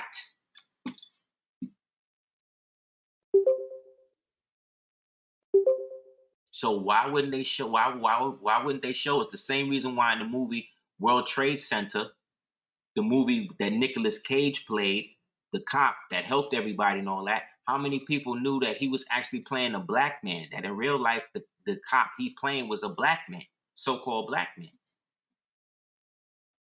Wouldn't it had a whole different story? Wouldn't that have been a whole different movie if your boy wasn't in it? If Denzel was playing him?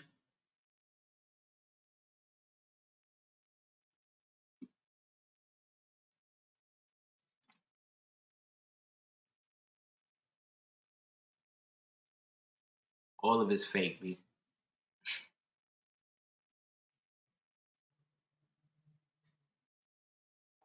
P.T. Barnum, Barnum and Bailey Circus,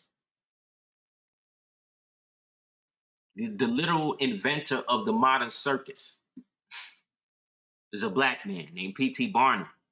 That's him, not the white man that they show you on the TV. Is what I'm saying. Is what I'm saying. Look the Hebrews. Look the Moors and the Sharifs. This their own Sharif. Look. Protecting the females, protecting the sisters. Look, 2 guns. He got 2 gats. And the shield. And the bow tie. Come on, man. So you think they was lynching him? You think they was lynching these dudes? They make you think like we didn't even fight. Like we didn't even have no courage. We just, you know what I'm saying? We just fell. Like, oh, the white man was just so strong. No. They just rewrote everything. The black and the white Freemasons working together at the behest of the Europeans to box us out, B. To make us think that the Tulsa, Oklahoma, again, that's white people preying on us again. We didn't have any power and they just came in and just killed us and they just took everything and we just didn't have nothing. Word.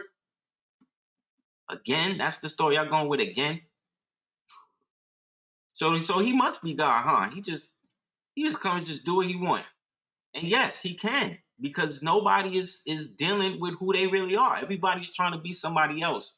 And he like, nah, until all of y'all go back to being yourself, y'all under me. Because I created these identities for you to be under. Because they were created for me to do that.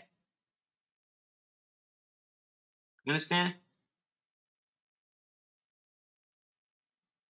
So of course they'll want you to be a alpha or a noob or a omega or a Prince Hall. Like that's celebrated. You know what I'm saying? Like that makes me big in the hood. Like that's like, okay, great. I get connections and like that's what they doing it for. Nobody do it for what they say they doing it for what the whole thing's allegedly supposed to stand for, which is what? Basically following what the Moors do, uplift and fall of humanity. Basically, what it's supposed to be there for. But they ain't doing it for that. They doing it for fake earthly power. Because the knowledge of the secret is what keeps them in thing. And once they link up with that system, the more they support that system, the more that system support them and put them in a position to be able to control and lord over us. Because they are descendant from the ones that shut the whole thing down in the first place. Because none of these Caucasian people was in positions of power to do that themselves. Sorry. All of these movies that they showed us about the past and what was going down, none of that was real. All of that is their version of what happened. And if they are going to show you the Europeans coming in and invading lands and stuff, they're always going to show you the white ones. They never going to show you the black nobility. They never going to do that. They only started doing that recently, and they still doing that, like with movies like Bridgerton and the Anne Boleyn thing and all that. But even in doing that, they got to make sure the black people that they use to portray these roles are in real life married to white people, because that's what keeps the ritual going.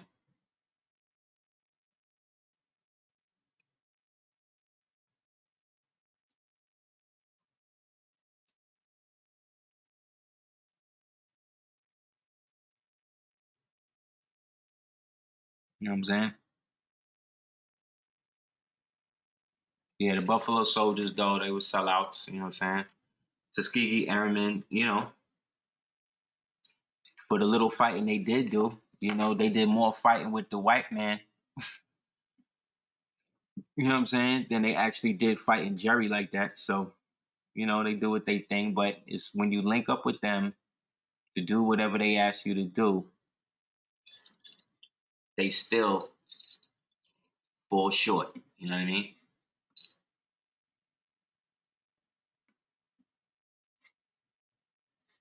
Whenever you see the stories of the slaves and all of that on the plantations and all of that, you don't really see them all in chains. You don't see them all in whips. You see them just walking around.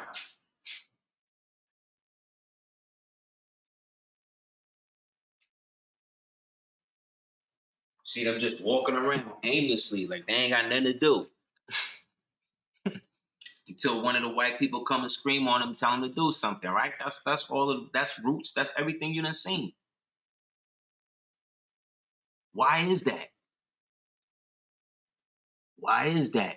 But see, now they got it. They didn't look at what they did from the beginning of hip hop to now, within 5, 6 generations. They done deteriorated niggas to the point that they little more than cannon fodder. You understand? That's social engineering. That's programming. That's knowing your enemy and knowing how to dehumanize him. And knowing how to use his woman against him by feeding her ego. You understand?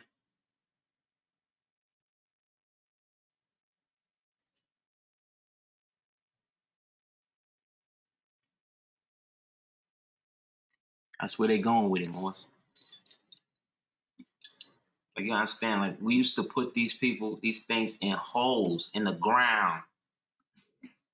That's where these people came from, fam. Like, for real.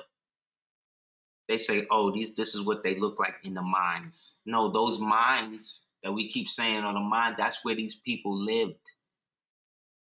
They lived in those mines. They brought them out of the inner earth, created an elevator system to bring them up to the light. And these are the ones that they armed. These are the ones that they got out. These are the ones that they put in schools and then gave education to come and take our shit. And then put them back in the mines, put them back under the yoke or whatever. But so long as they felt they was better than us, it was okay. You see? They would literally lived in holes in the ground. Like I said, this is what Russians look like. Russian nobility looked like up into the 1900s. Is it any wonder that they killed their monarchy? But today they're going to say, oh, these are Hawaiians. Yes, because the Russian monarchy established the kingdom of Hawaii. But would they ever give us that knowledge? No. No, because all Russians got to be white so we can hate white people. But Putin is the one who just came on TV and told the American people, don't give up your guns. Now, when the commie is telling the American to hold on to your guns, we got the same enemy.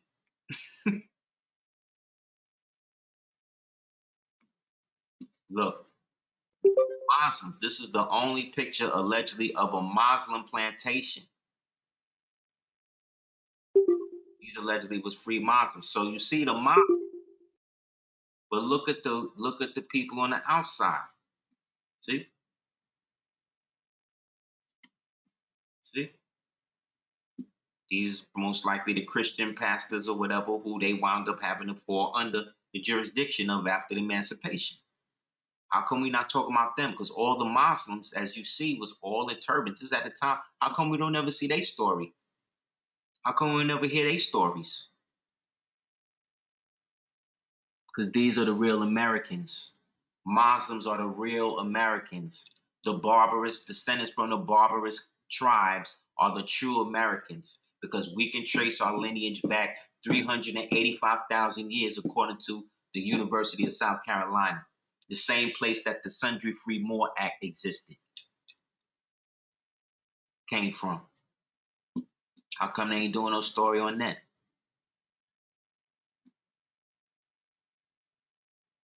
You know what?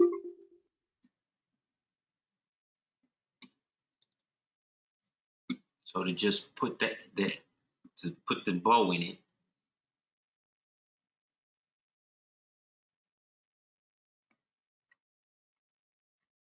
big up to brother Rex, posted this on thing.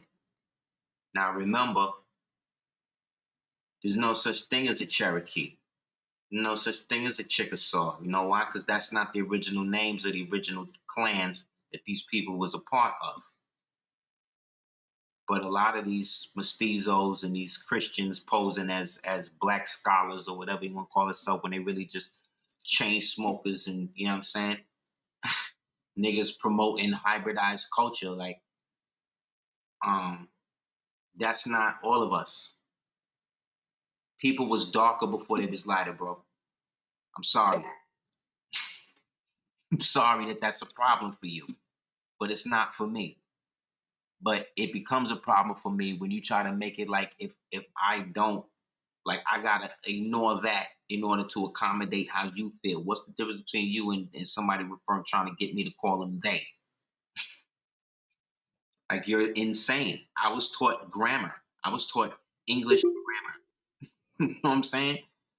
You dig what I'm saying? Like I was taught how to discern information. I'm sorry that you weren't, and that you come from a culture where they could just lie about shit and then be cool. Like I'm not with that. You know what I mean?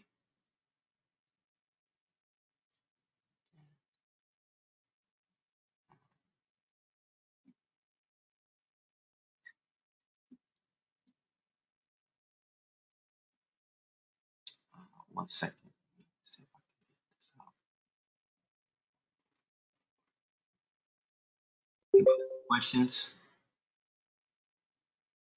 So I'm not saying that you aren't Hebrew. I'm just saying that we were keeping the Sabbath before the people they refer to as even existed, and that there's no evidence of them existing in Egypt the way that these people is telling us that they do.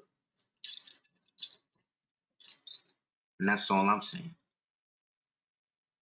I mean, like, there's no evidence of that. So don't get mad at me if I say, okay, well, how come they don't talk about the Sphinx in the Bible and pyramids? And what Egyptians are they talking about? Because the only Egyptians I know are the Mauritanians. See how that work? And those Mauritanians were of the original bloodlines that these so-called people they call in Hebrew that then created the 12, 13 so-called tribe system to absorb into the nationality so they could eventually take over the lands, right? That all came from these people. That all came from y'all.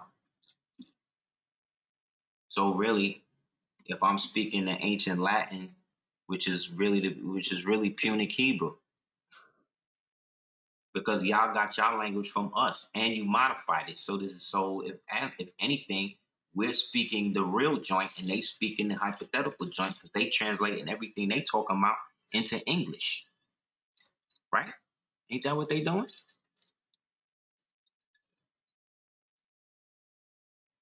Oh yeah, let me pull that up real quick, and then we'll close on that.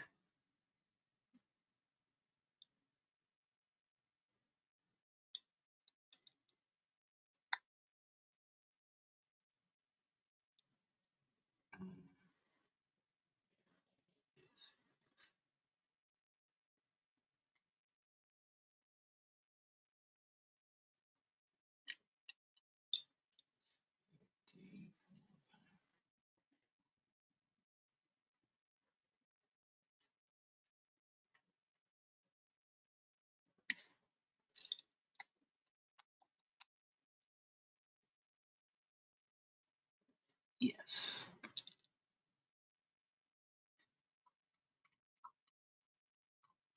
Let me get it for you right now.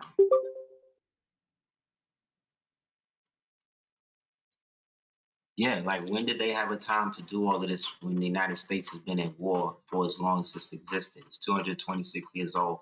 It's been fighting wars for 224 years. And the majority of those wars, which is the war, is all wars against us. Not anybody but us. They literally made laws to extract us, bleach us out, everything. And we still here. You see the problem for them?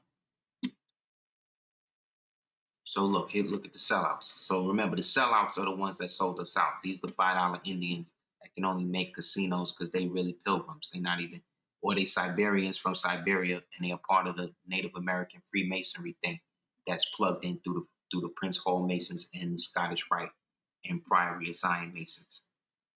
The councils of the Cherokee and Choctaw Nation, and it was some sellout Negroes down with this too. Nations and the legislature of the Chickasaw Nation have each enacted tribal resolutions, right? See, thousands of such landowners would likely to anything, would contingent upon the satisfaction to boom, settle and forever release their respective claims. See, this is why they want you to be an Indian? To settle a forever release of their respective claims against the United States asserted by them in the United States court in federal claims. To forever disclaim in any and all right and title interest in the disclaimed dry bed lands. Look at these sellouts. The resolutions adopted by the respective councils of who? The Cherokee, the Choctaw, the Chickasaw nations, right? And in turn, each Indian nation agrees, right? Look at this. To dismiss, release, and forever discharge its claims and asserted against the United States in the United States Court of Federal Claims. Look at that. And then bound them to only have to deal with them to take the claim. So that's like buying a dress. That's like accepting a dress from the rapist that ripped your clothes. So this is why all these Negroes, these agents, these Freemasons want all of y'all to be Indians. Because you don't have no rights to the land when you do that. Because these Indians they talk about, these the white people who have no claim to the land. They're not these people. They're not these people. This is us though. See, we ain't give up no claim. We still fighting against them. That's why they trying to kill us still. Because we the real ones. Look, we ain't Chickasaw. Where's that at? Let's bang on that. Ain't no such thing as a Chickasaw. If you call yourself Chickasaw, you melanated, you a slave to these white people. That's the Chickasaw. Understand? You gotta be Chickasaw.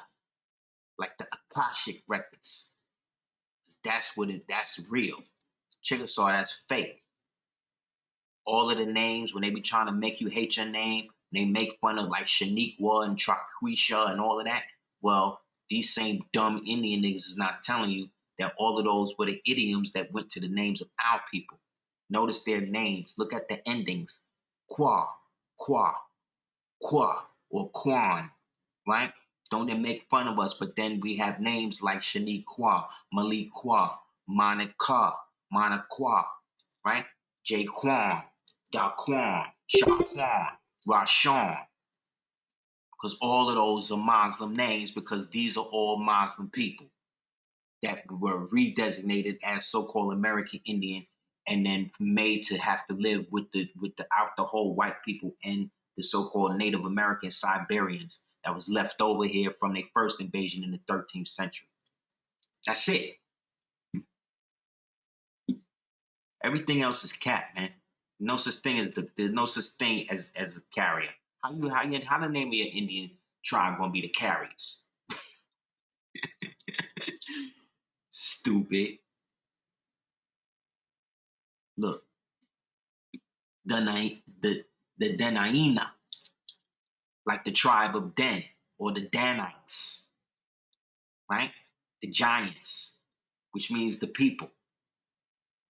Who else they said was in it? The Chickasaw, the Choctaw, the Cherokee, right? No, let me see what they got for Cherokee. The Choctaw is the Choctaw.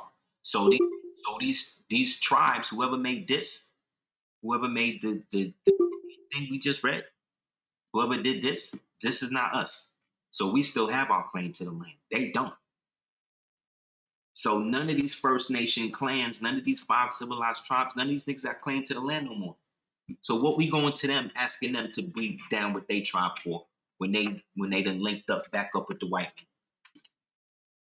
Because they was always with the white man. Because they are the white men. See? They sold out. So you got all these so-called black Indians today calling themselves what? Cherokees, right? These same blacks calling themselves Cherokees and fighting to be involved in the tribe because they don't know their history. Because I told you, these people, what you don't know and you believe, so they believe that they Indians, which means guess what? They don't know what they are. Because if they knew what they are, they know they wouldn't believe in being, would they? Because you cannot know something and believe it. You either believe it and not know, or know it and not believe. You don't know, you don't believe you can walk. You know you can walk. You don't believe in your parents. You know your parents. You don't believe you can drive. You know you can drive or you can't, right? The Havasupai, the Guaichinin, the Guayagohano, the Gayagua, the Duniza, the Deniye, the Denita, the Deniye, the Denia, the Degexicting. Like this how we need to be talking. This is who we need to be saying we are, bro. Moors. Not all of this fake Indian shit that these niggas on the internet is pumping because they don't have no nationality. There's no such thing as an Arapaho. That just sound fake. Oh, he Arapaho.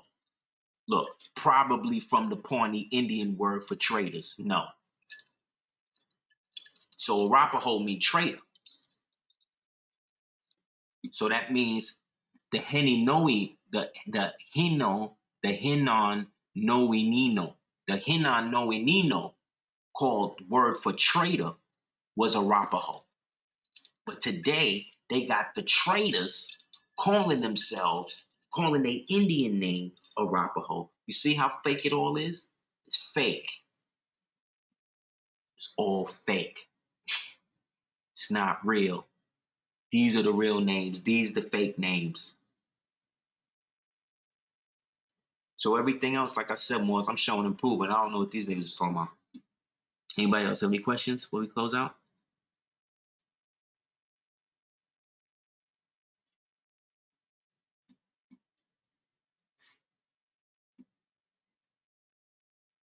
This is what we got to go back to.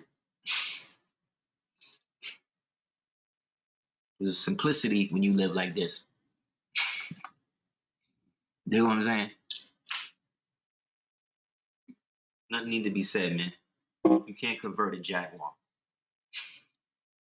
Because in the end, that's still a jaguar. You know? Everything else is cat. So again, you can be Hebrew and all of that. But remember, the people who chose the Hebrews were the Pahath Moabs. And they were the Moors. So the Judites, the Yehudites became so untrustworthy, they couldn't even choose their own leaders at the end. So how they the chosen people? Chosen to do what? Y'all cool? Y'all was chosen by Yaqub. And like I said, when they start talking to you about all of this with the Bible, tell them to read it to you in Hebrew. And when they start trying to read it to you in Hebrew, say, well, is this the original Canaanitic? Because you know this was modified by Abram, who took the name Abraham to sound more Canaanite.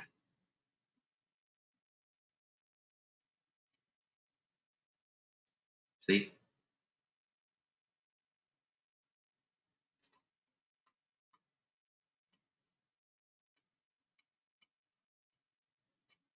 Anybody else have any questions?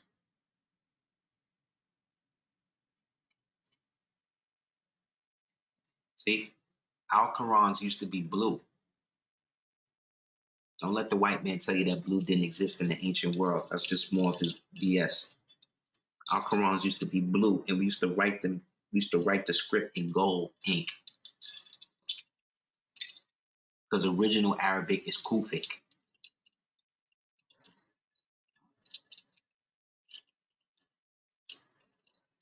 See how it's made with the blue? Some of them was purple. The real Qurans, not the ones that came 200 years after Muhammad, peace be upon him, influenced by his Roman wife. Khadijah, you know she was a Roman, right? The Muslims don't talk about that though. So yeah, we used to write the Qurans. They used to be in gold. Right? This Thomas Jefferson Quran right here, and you see it spelled with a K, just like ours. It's actually looked just like ours. When you open your Quran and read it, it looks just like this, don't it? Yeah, because his Quran was more similar to ours than the Arabs. And why would Thomas Jefferson have a Quran? Look, here you go. This is the same Quran that Keith Ellison, the first Muslim appointed to Congress in modern times, swore on. But I thought Thomas Jefferson was a rampant slaver. Exactly. You see, niggas don't know what they talking about. Okay, that's really what we should take away from everything.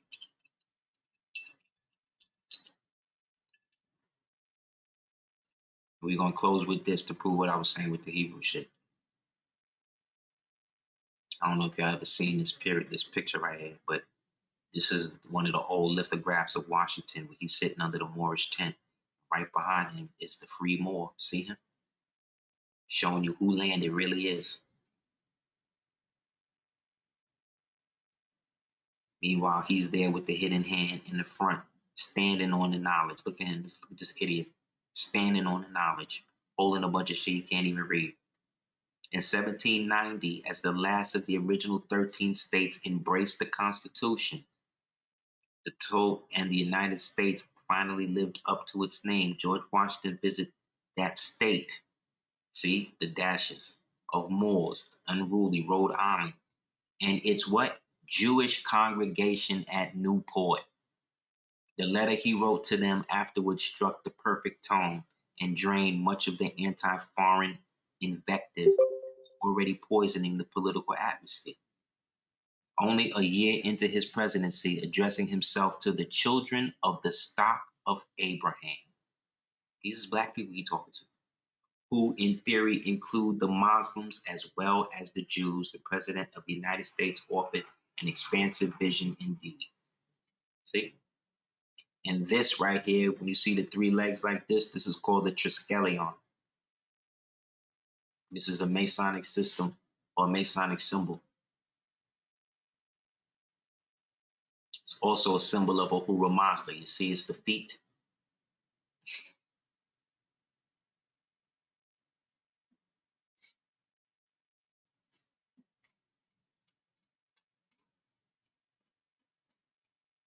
Yeah, Moors. So I guess that's it for tonight. I don't know what else I can show you real quick. If anybody has ever any questions, if anybody hasn't sent the $30 to Cash App via money sign capital DS 418 or via PayPal to dukeoftears@gmail.com. I really appreciate it. What else? Anybody has any questions about anything, hit me up at houseofbell@hotmail.com. I hope tonight was very informative per se. Again, happy Father's Day. Oh, this is the last thing I want to show you. This is the tomb of the unknown soldier. And as you see, they got Washington in all black, showing you that the original one was black. Freedom is the light for whence many men have died in darkness. This is about us. See, in the unmarked graves within this square lies thousands of unknown soldiers of Washington's army who died of wounds and sickness during the Revolutionary War. This is us, Morse. Tomb of the unknown soldier. This is you. The independence and liberty you possess are the work of joint councils. See that? Joint councils and joint efforts of common dangers, sufferings, and success. Sufferings means voting. Suffrage, suffer means to vote, not to be in anguish. That's another trick. So again, when you go to the tomb of the unknown soldier, you're actually standing on the hollow grounds of where all your ancestors died for them to create this fiction that we're living in right now. But again, we waking up to it and they falling asleep against it. So we're basically where they were in 1492. All we got to do is get our shit together and not pay attention to all the dullards in our community trying to get us to go backwards and be something that we never was. So instead of that, we need to stand up and be what we are, Islam. Because in the end, all these niggas are serving Rome. They all Freemasons in some way or another. And they are in support of the secret societies. Therefore, we should have nothing to do with them. You know what I'm saying? Is that it? Oh, wait. One more thing. No, I said that before. Okay. One more.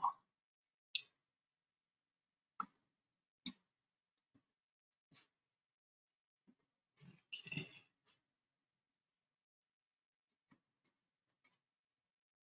Just so you know. Before the president's faces were carved into Mount Rushmore, it was called the Six Grandfathers, part of the sacred Black Hills from the Lakota tribe. But remember, we read that there was no Lakota. We look up the Lakota name. Do I still have that open?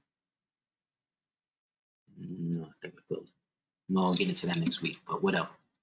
The Lakota tribe. The U.S. government seized the land illegally in 1877. See?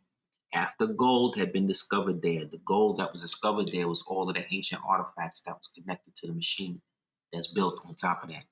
President Grant secretly ordered the army not to protect the local tribes as bounty hunters collected up to $300 for each Native American killed. See? The carving of the four presidents into the hills took place in 1920s, and it was funded in part by the Ku Klux Klan.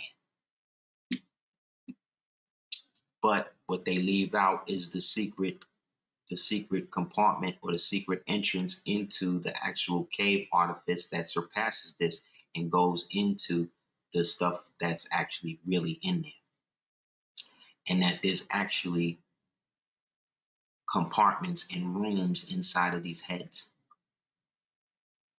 But this is the thing to go into the treasure trough and the ancient refinery machinery that's in it.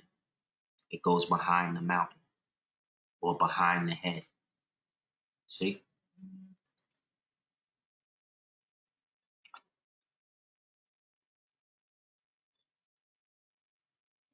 That's right, Morse. That's right. And who was in there? The Olmecs in the National Treasure joint, right? It was the Olmec City of Gold, correct? Right. Always. So again, Morse, we all we got. We all we need to succeed. We just gotta do the things that we need, which is practice love, truth, peace, freedom, justice, and equality, and start to prepare because this is also happening. This is a list before we close out of all of the food processing plants that have been destroyed since this idiot has taken office and Bill Gates has purchased all of the farmland. So as I go up, I'm showing you how many food processing plants have been destroyed since this thing has started. You see, it just keeps going, going, and going, but nobody's talking about it. I wonder why. Look, it's still going. Look, you can watch it yourself after. slow it down to get them. But this is where we at. So we together. I was some more, but I wasn't able to make them big. So yeah, more. This is what we dealing with. Let's get it together. Whatever. You know what I mean? Thank you guys. Again, any more donations, you can send Cash App to money sign capital D or via PayPal to gmail.com. Check out www.cordobaorganics.com, www.aseertheducatiers.com, and www.gumroad. Peace.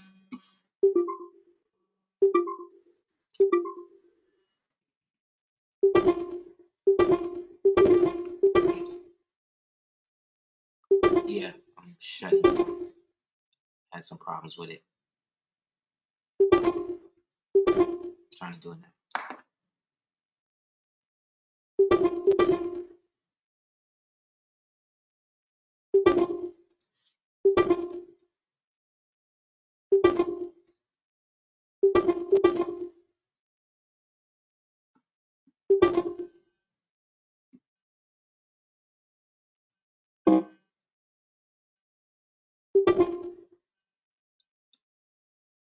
Yeah, babe, I'm just trying to figure out how to shut it down. Here's the problem. Yeah.